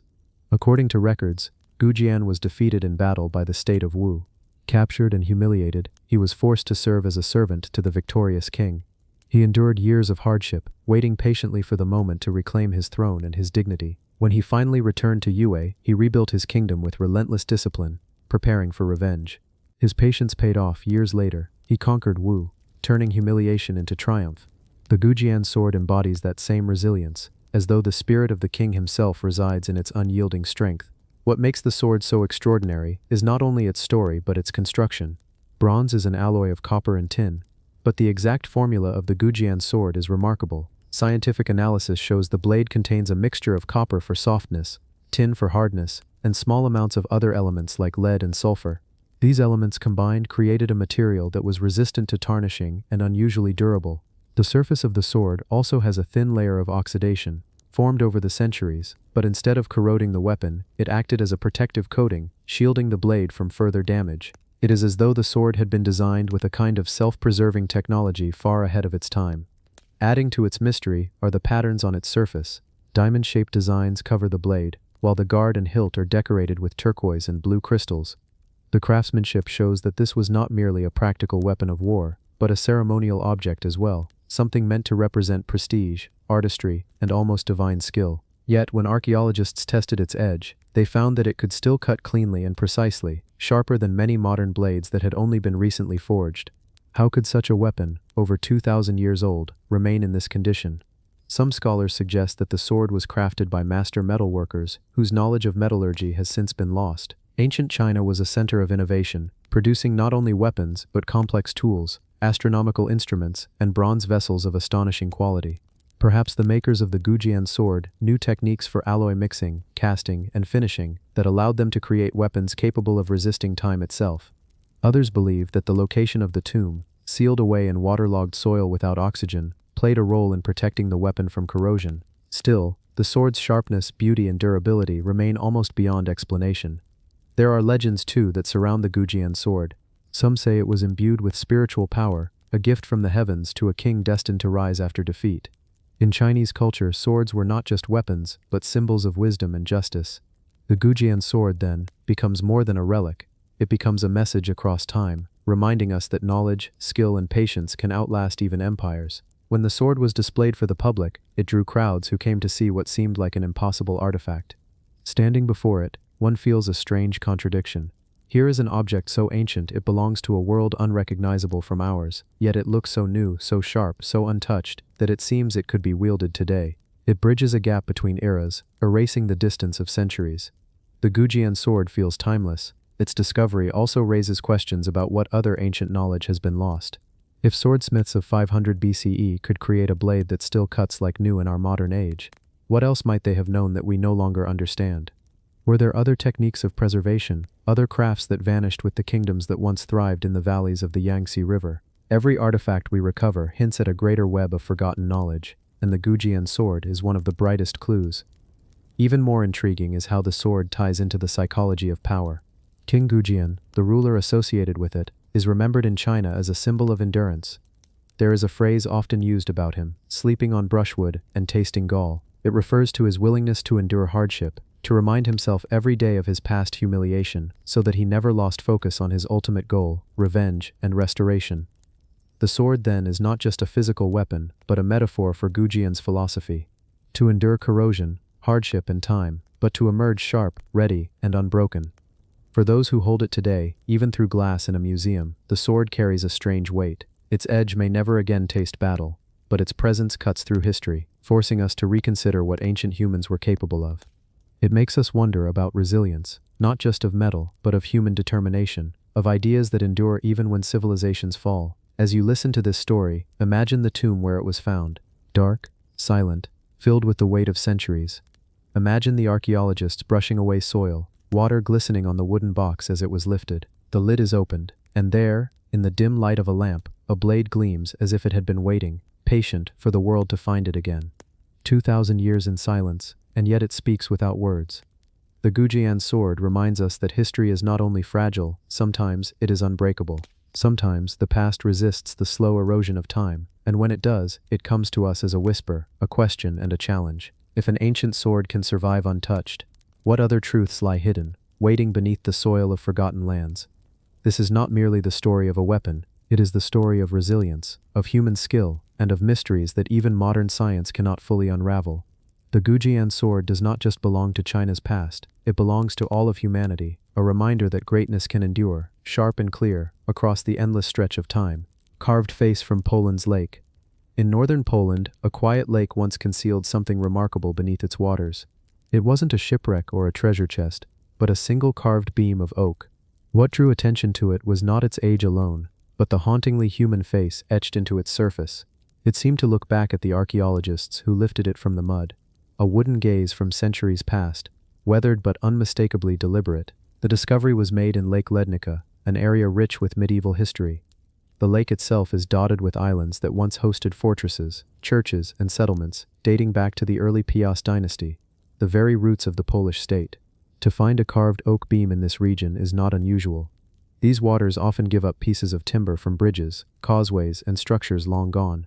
But this particular beam was unlike the others. On its surface, someone had shaped eyes, a nose, and a mouth, an intentional likeness of a human face. The carving raises immediate questions. Who created it, and why?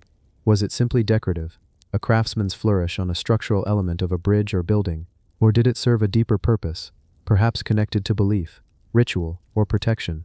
In the medieval world, wood was more than material. It was alive, responsive, and could carry meaning. To carve a face into it was to bring personality and presence into otherwise ordinary architecture.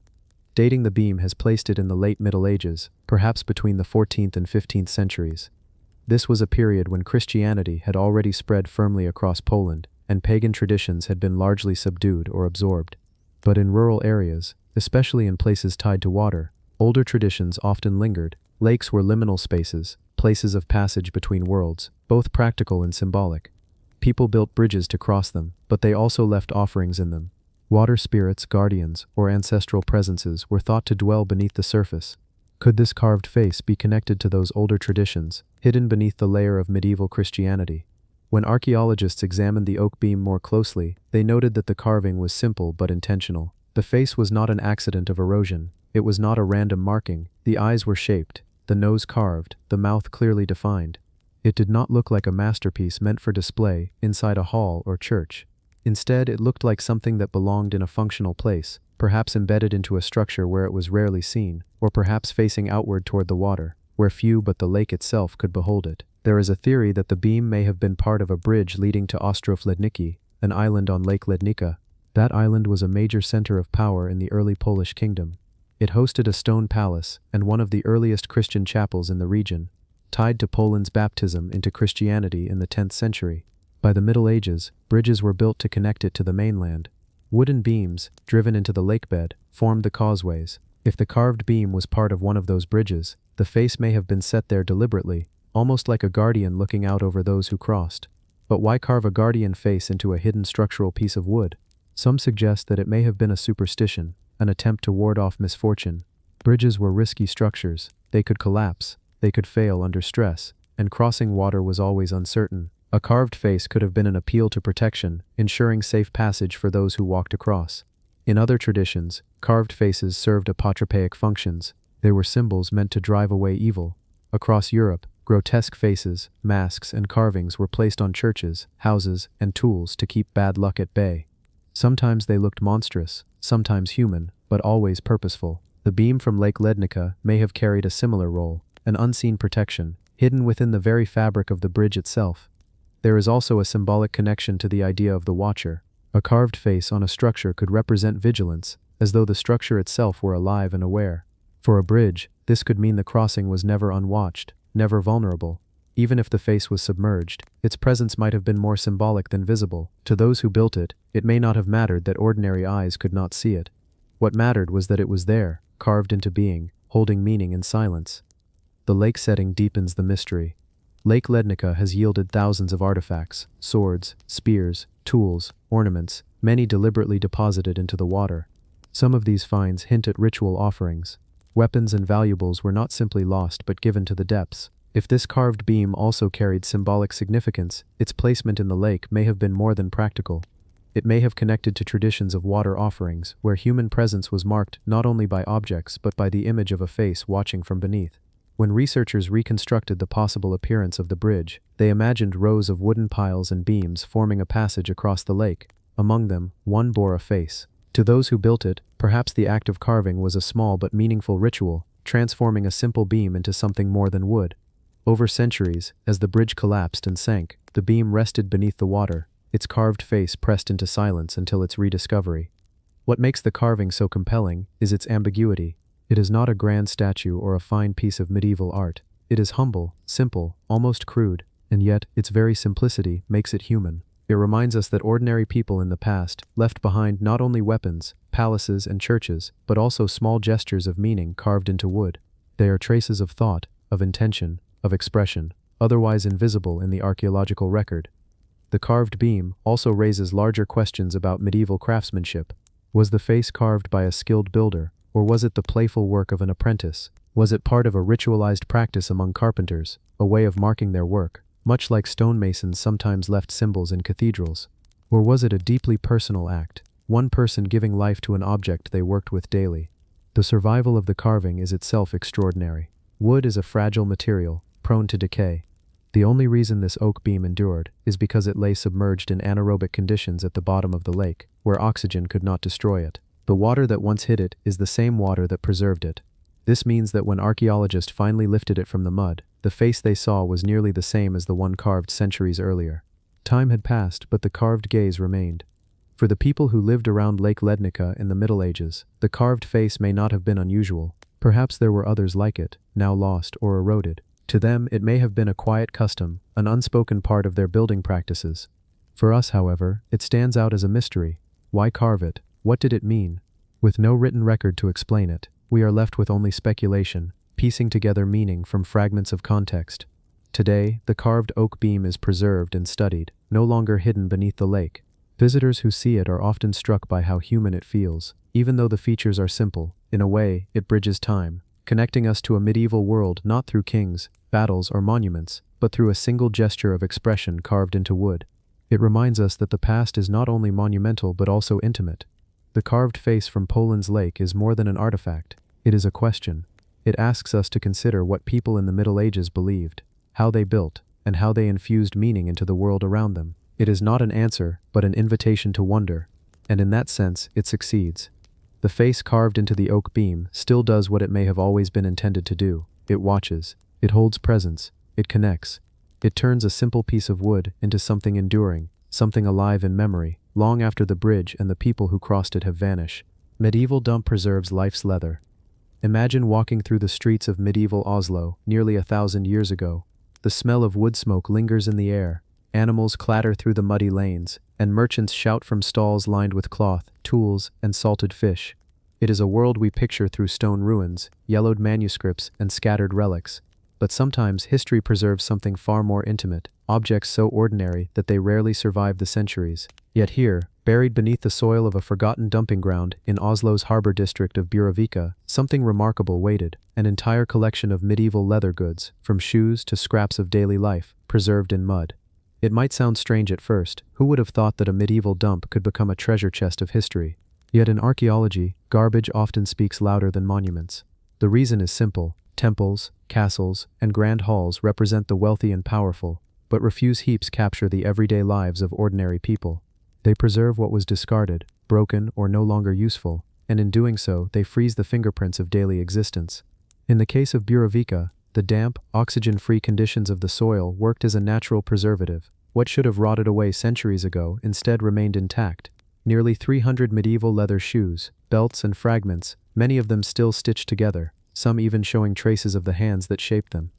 Each shoe tells a story. Some are small, worn by children whose names are lost to history, the leather stretched and shaped by growing feet. Others are sturdy, wide-soled, built for laborers trudging through mud and cobblestone. A few are finely crafted, showing ornamentation and care, perhaps belonging to wealthier merchants or minor nobility. Together, they form a picture of a city, not just as a collection of structures but as a living, breathing community. It is as if time opened a window and allowed us to peek into a wardrobe that no one thought would last. Archaeologists often call finds like these time capsules of daily life, and Oslo's medieval dump offers more than just shoes. Alongside the leather, researchers uncovered textiles, wooden fragments, and food remains, each adding texture to the reconstruction of a medieval city. But the leather stood out because of how rarely such objects survive. Normally, leather vanishes within decades, broken down by fungi, bacteria, or simply exposure to air and moisture. Here, the strange combination of mud and water sealed it away. Every stitch preserved is a miracle of chemistry and chance. But beyond the science, what makes these discoveries powerful is the humanity they carry. Imagine slipping your hand into a shoe made 600 years ago and realizing it was shaped to someone's heel. The creases and wear patterns trace the way that person walked, how they bent their foot, how their life pressed itself into the material. You cannot know their name, their story, or the way they laughed, but you can see where they stepped. The distance between you and them suddenly collapses. The object becomes a bridge across centuries. One particularly striking discovery was a set of leather boots with reinforced soles. They looked almost modern in their practicality, reminding us that human needs, warmth, comfort, durability, have not changed much across time.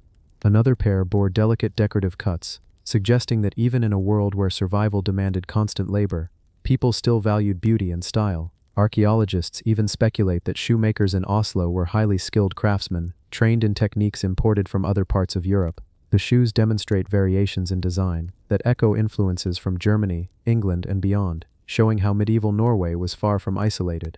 Instead, it was connected by trade and culture to a wider medieval world. When we talk about the Middle Ages, we often think in broad strokes: kings, crusades, plagues, or wars. Yet here we see another side of the story. What did it feel like to walk to market in winter, wrapped in furs, with leather shoes crunching in snow? What did it feel like to hand down a pair of boots to a younger sibling because resources were scarce? What pride might someone have felt lacing up a finely made shoe before attending a festival? These objects hint at answers. They are not abstract history, they are lived history, tangible and familiar. The Buravika dump also raises deeper questions. Why were so many shoes discarded in one place? Some scholars suggest that it may have been an organized disposal site, where damaged goods were systematically thrown out. Others think it may have been linked to flooding or the clearing of old workshops. Regardless, the sheer number of finds points to a bustling city with thriving commerce.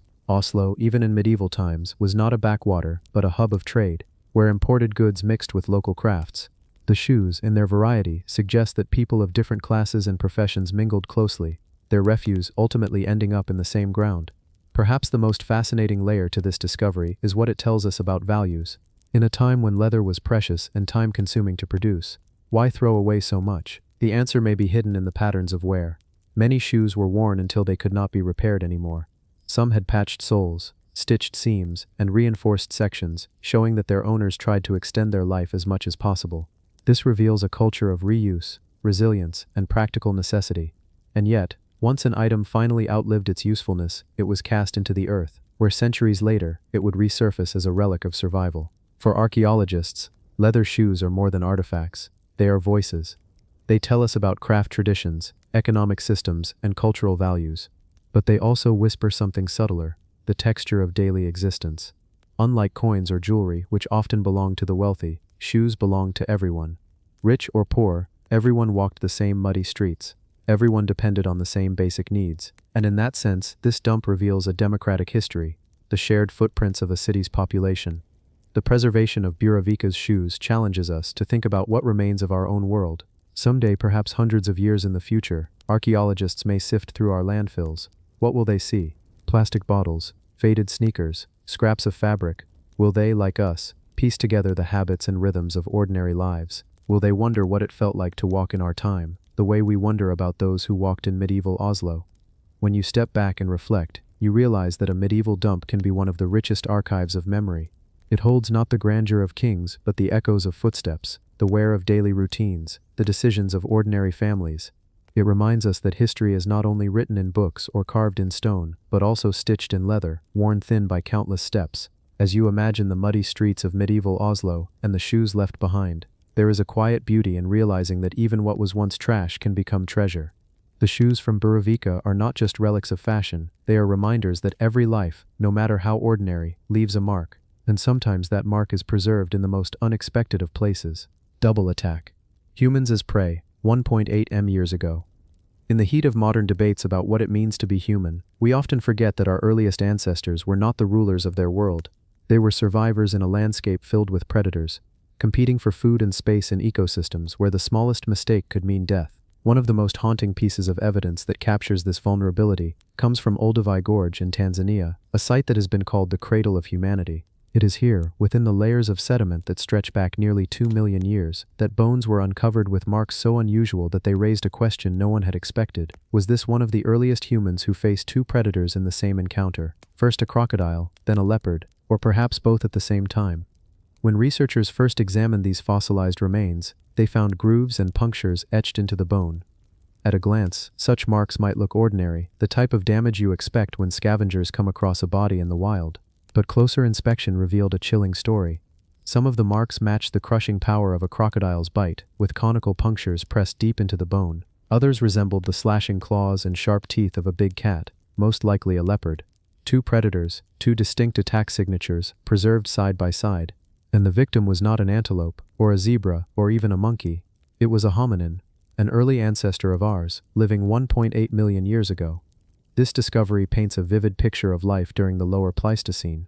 Imagine the environment. The Olduvai Gorge was a patchwork of lakes, rivers, grassy plains, and forested patches. For early hominins, it was a place rich with resources: water, stone for tools, game animals, and plants.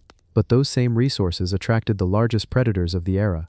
Crocodiles lurked near waterholes, waiting in silence for a sudden strike. Leopards and other big cats prowled the brush, ambushing prey when they let their guard down. For an early human trying to navigate this landscape, danger was everywhere. Unlike today, where humans stand at the top of the food chain, these ancestors were just another part of it.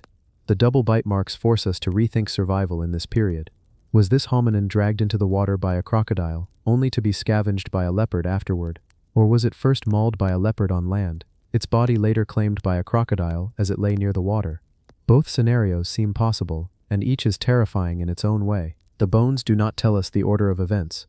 What they do show is that even our early ancestors, with their stone tools and increasing intelligence, were still vulnerable to predators that had ruled for millions of years. One of the most unsettling aspects of this discovery is how it challenges our modern perspective of strength.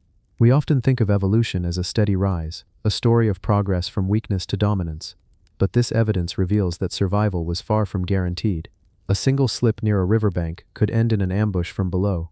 A moment of distraction in the savannah could mean a leopard dragging you into the trees. Our ancestors were hunters, yes, but they were also hunted.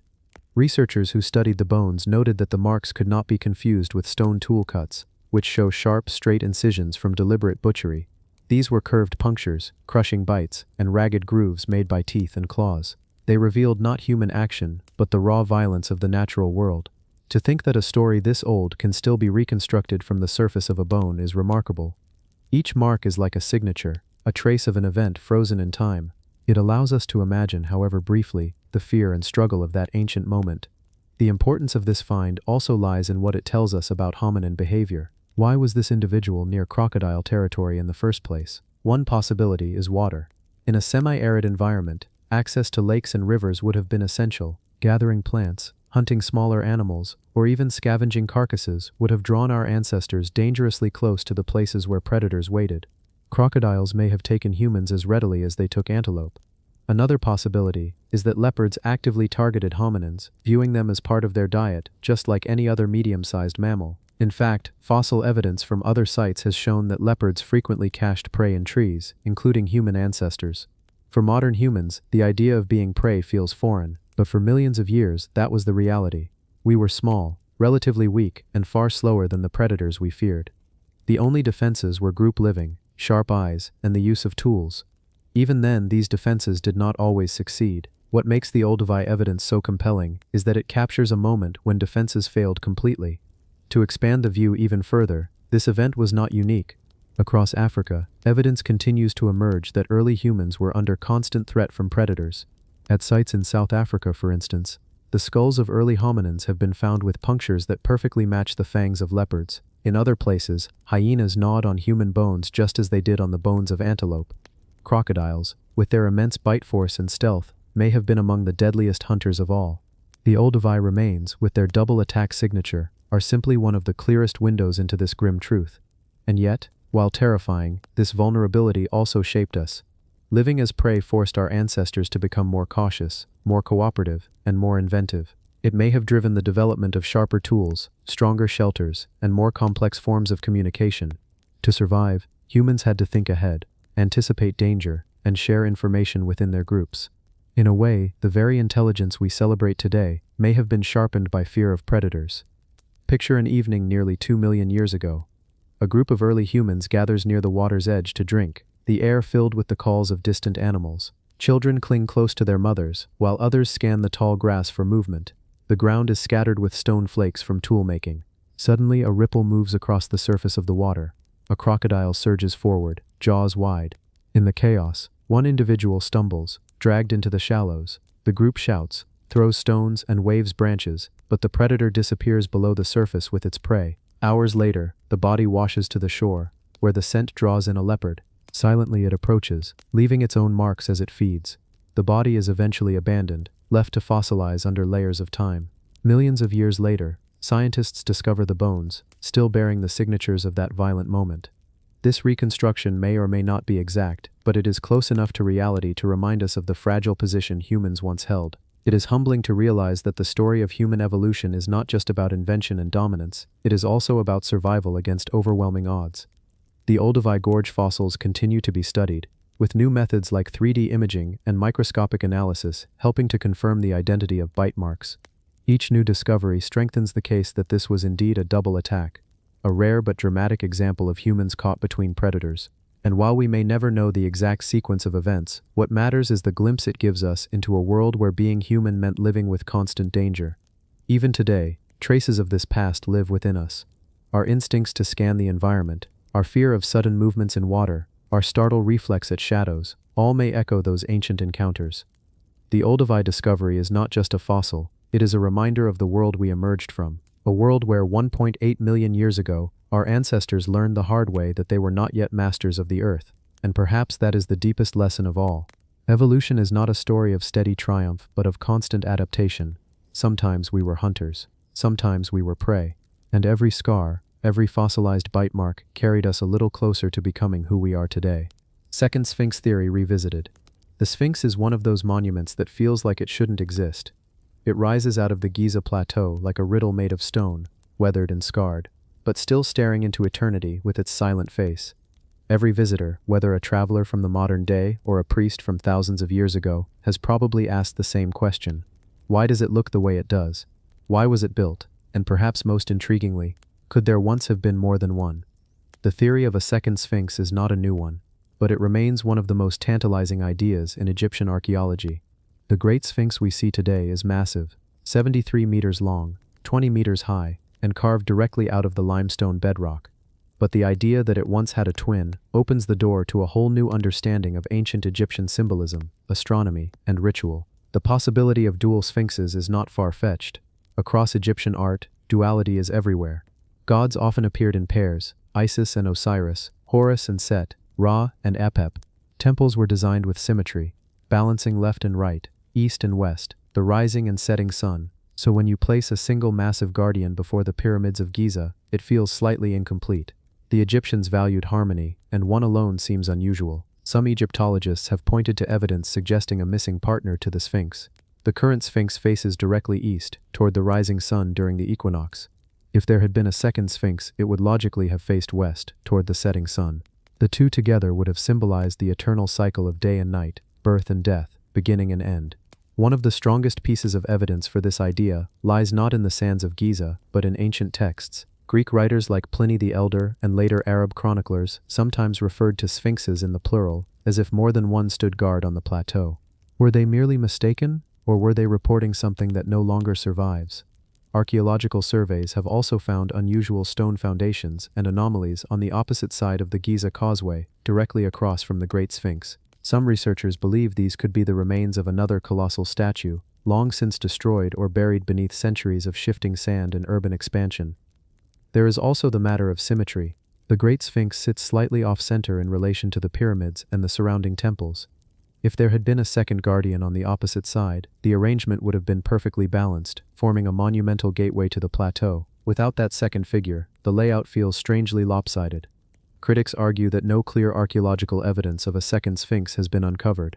The plateau has been surveyed with modern technology, including ground-penetrating radar, and no obvious remains of a twin have been found. But here we must pause and remember. Giza has been occupied, looted, and rebuilt for more than 4,000 years.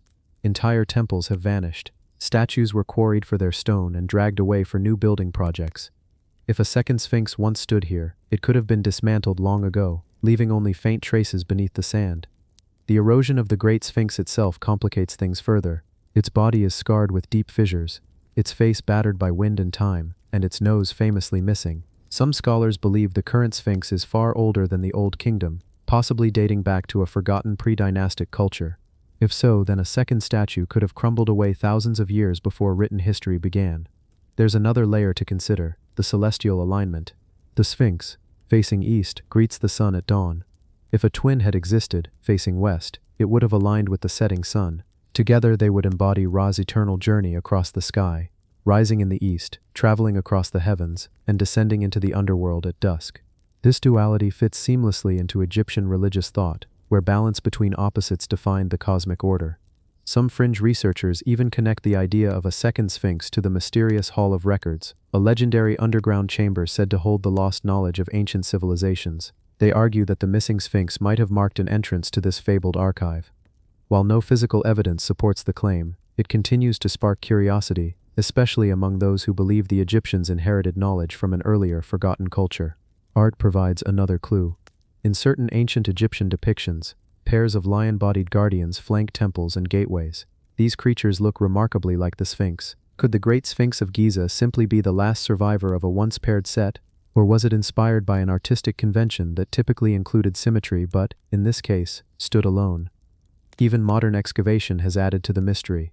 In 2018, archaeologists uncovered what some described as a smaller Sphinx-like statue buried in Luxor. Though not a twin of the Great Sphinx, it proved that colossal lion-bodied guardians were not unique to Giza. If builders in Luxor created sphinxes in pairs, why not those in Giza? The unanswered questions continue to haunt researchers. If a second Sphinx once stood on the Giza plateau, what happened to it? Was it destroyed deliberately, perhaps by later rulers who wanted to erase its symbolism? Was it dismantled for building material during times of scarcity? Or did natural forces, erosion, flooding, earthquakes, cause it to collapse long before modern historians began to wonder about its existence? Standing before the Great Sphinx today, you feel the silence. It has watched the desert turn from green savanna to endless sand, watched dynasties rise and fall, watched armies march and empires crumble. And yet, if there truly was another, its twin, then half of the story is missing. Half of the riddle has been erased. The theory of a second Sphinx may never be proven, but it refuses to fade.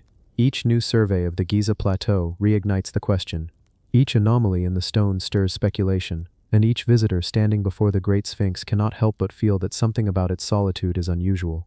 It seems both complete and incomplete, whole and yet strangely unfinished. Perhaps one day, new excavations or technology will reveal hidden foundations beneath the sand. Perhaps another colossal guardian will emerge, restoring balance to the plateau, and confirming what so many ancient stories already suggested.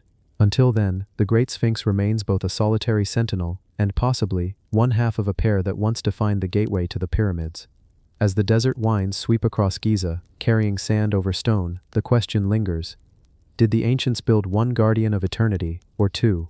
When story overtakes stone, archaeology has always walked a delicate line between what is found in the ground and what is told in stories. Sometimes the two align perfectly. An artifact is discovered, and the legends that surround it suddenly seem to make sense. But at other times, the stories take on a life of their own, overshadowing the artifact itself, until the object becomes almost irrelevant, a mere symbol for a tale that is retold so many times, it feels truer than the physical evidence. This is the strange tension between legend and stone, between human imagination and the cold certainty of what is unearthed. Across the world, countless artifacts have been elevated beyond their original meaning because of the stories attached to them. A stone carving might be nothing more than a boundary marker, but with enough generations repeating a tale, it becomes the dwelling of spirits or the marker of a hero's grave. A fragment of pottery might once have been discarded without a second thought, yet centuries later, it is revered as a relic of a lost empire. Over and over, archaeologists are faced with this same question. Are they studying objects as they are, or objects as they have been imagined by those who came after? Take the case of the so-called Priam's treasure, unearthed by Heinrich Schliemann in the 19th century at the site he believed to be Troy. What he found was extraordinary, a collection of gold jewelry, diadems, and ornaments. Schliemann declared with confidence that he had uncovered the very treasure of the Trojan king Priam, the same figure described in Homer's Iliad. For the world of his time, the story was irresistible. The golden artifacts were instantly woven into the legend of Troy. But as decades passed, doubts grew. The objects did not match the time period of the Trojan War as described by Homer, and it became clear that Schliemann had let his desire for the story to be true overshadow the evidence before him.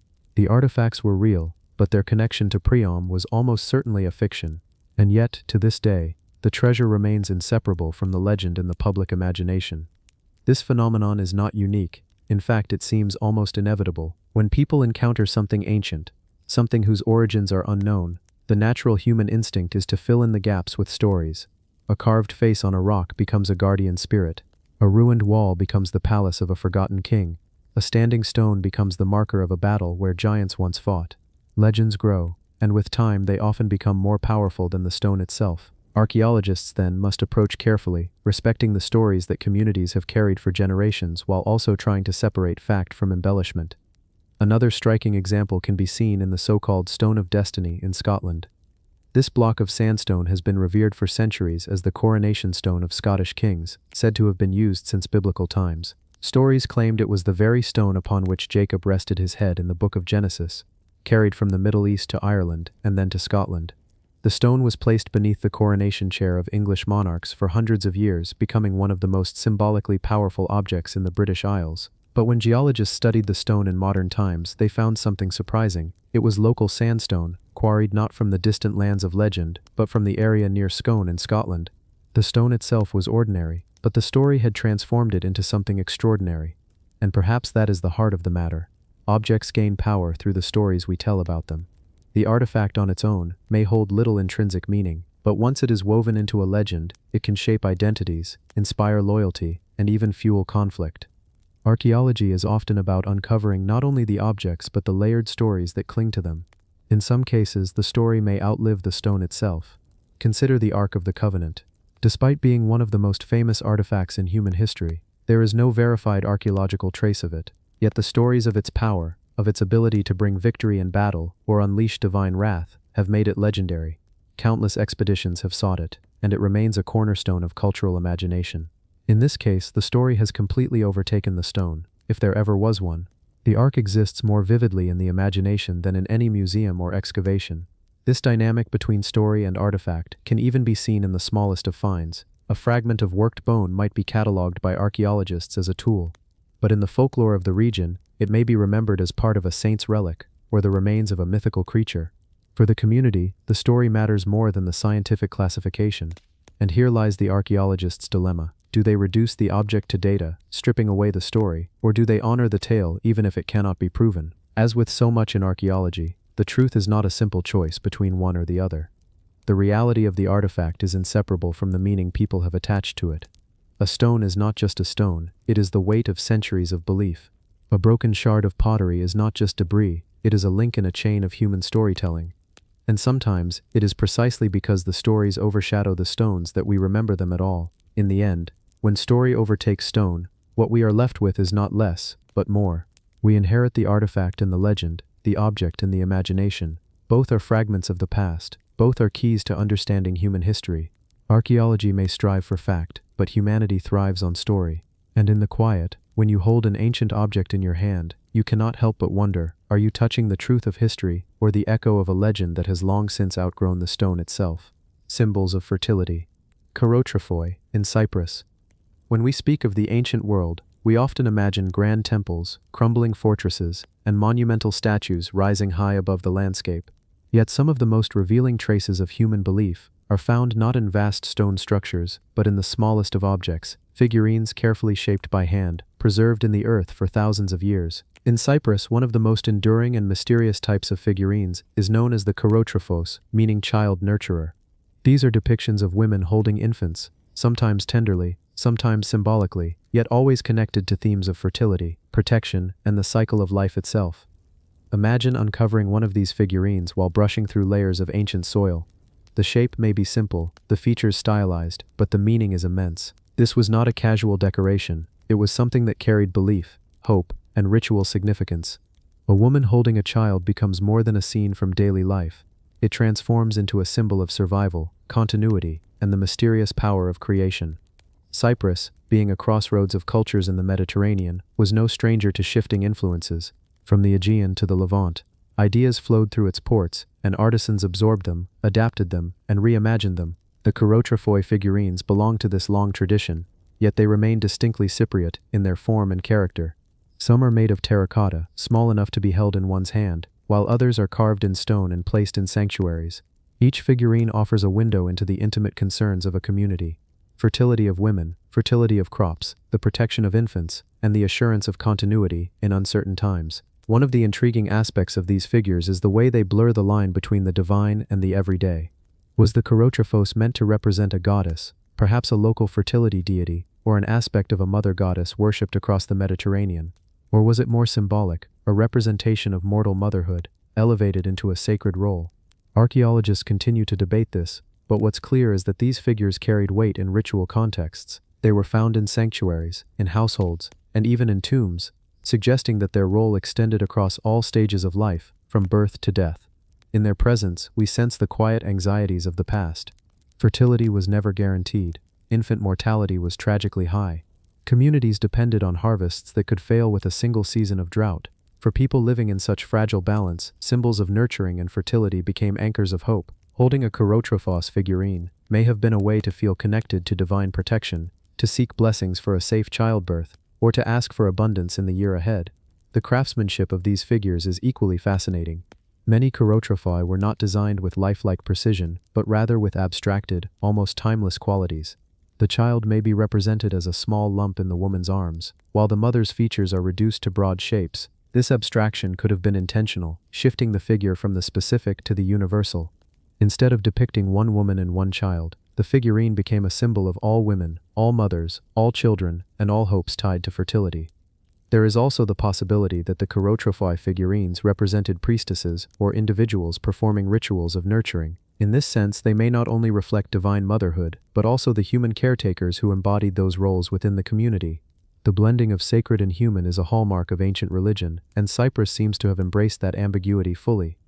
Interestingly, similar figurines are found across the Mediterranean world. From the nurturing figures of Crete to depictions in the Levant and Egypt, the motif of the mother and child is strikingly widespread, yet in Cyprus it takes on a particularly intimate form, suggesting a local emphasis on the protective, sustaining role of women within both the household and the spiritual life of the community. Over time, the chirotrophoi seem to have persisted even as other artistic styles shifted. This endurance suggests that the theme of nurturing and fertility was too central to be abandoned. Unlike political systems that rose and fell, unlike fashions that changed with trade and conquest, the symbol of a woman holding a child was universal, permanent, and resonant across generations. When we look at these figurines today, displayed in glass cases in museums, it is easy to underestimate them. They appear small, fragile, even repetitive in their form. But to the people who made them, they were far from trivial. They were lifelines, prayers in clay and stone, material expressions of faith in the unseen forces guiding life. To imagine their power, we need only consider what it would mean to place all hope for the survival of a family, of a village, into the hands of such a figure. Perhaps the most fascinating aspect of the chirotrophoi is how they connect to a universal human theme. Across time and cultures, the image of a mother and child is one of the most enduring motifs. From prehistoric figurines like the Venus of Willendorf to later depictions in Christian art, the act of nurturing has always been central to how societies imagine life, survival, and divine blessing. The Cypriot chirotrophoi are part of this great continuum, a Mediterranean chapter in a much larger human story. Standing before one of these figurines, we might feel a quiet resonance that transcends centuries. We recognize the gesture, the bond between mother and child, and we sense how deeply it mattered in a world where survival was uncertain.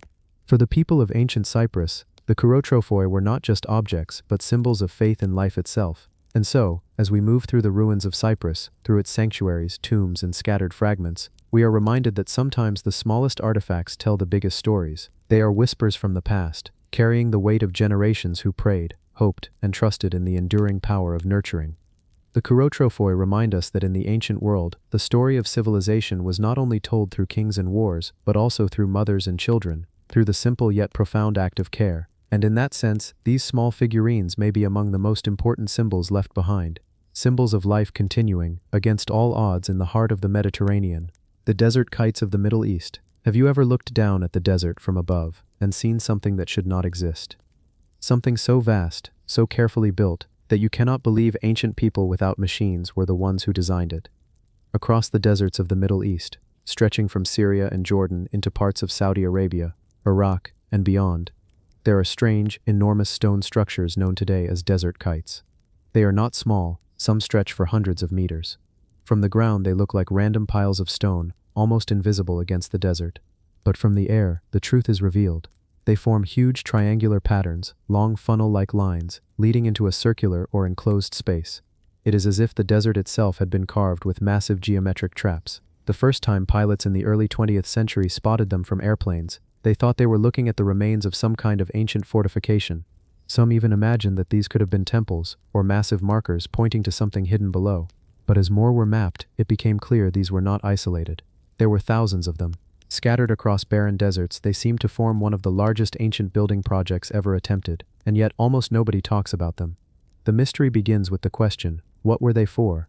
Archaeologists quickly noticed the kite-like shape, which is how they earned their modern name. Two long stone lines, narrowing like the arms of a funnel, leading into an enclosure. The walls themselves were not tall. In fact, they were barely high enough to stop a person from stepping over them.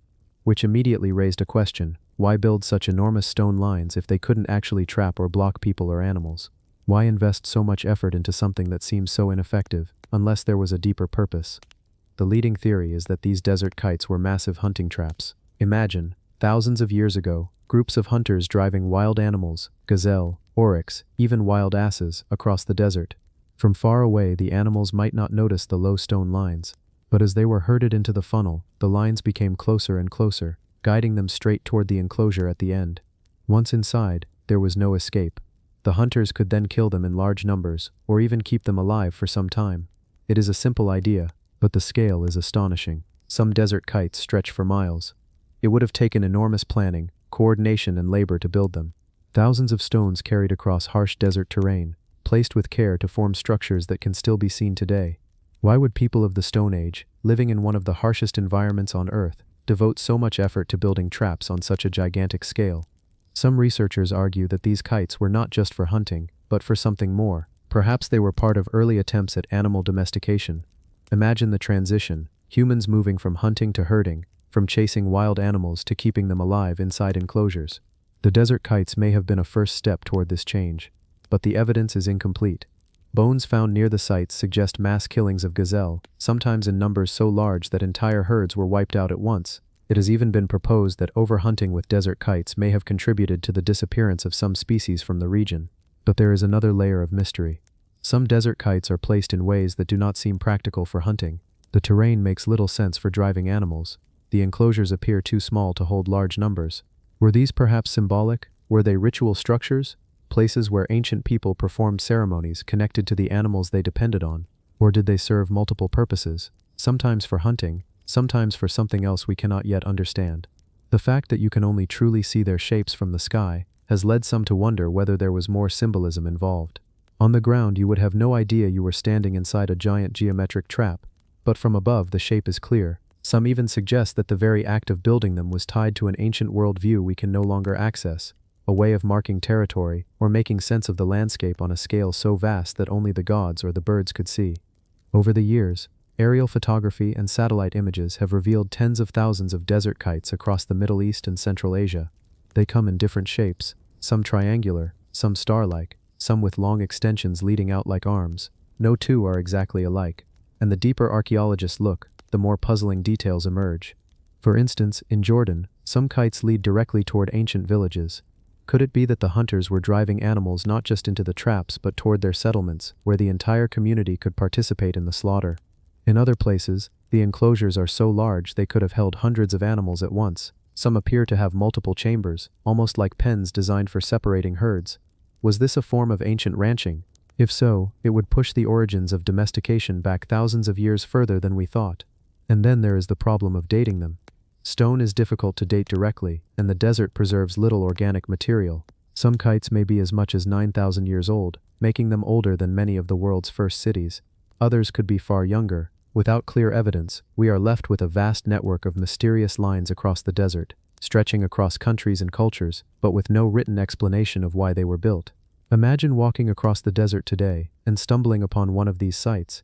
To the untrained eye, it might look like nothing more than scattered stones, low ridges barely breaking the surface, but if you trace them carefully, step by step, you would realize you were inside something immense, a structure built with purpose, a plan laid down by hands thousands of years ago. And yet, nobody alive today truly knows what those builders were thinking. What makes the desert kites so haunting is not just their size, but their silence. They are not like temples or tombs, filled with carvings or offerings. They are mute, empty stone lines across an endless desert. They tell us that someone, long ago, worked together to shape the land, but they do not tell us why. Some modern researchers even experiment with rebuilding small versions of the traps, testing how animals react. The results suggest that the low walls, when combined with the movement of hunters, could indeed guide animals effectively. But even with this, the scale still feels overwhelming. Why so many? Why so large? Why across such a vast territory? And so, the desert kites remain one of the world's great archaeological enigmas. They are visible from satellites, mapped from the air, studied on the ground, but never fully understood. They stand as a reminder that human history is filled with projects and ideas far grander than we usually imagine.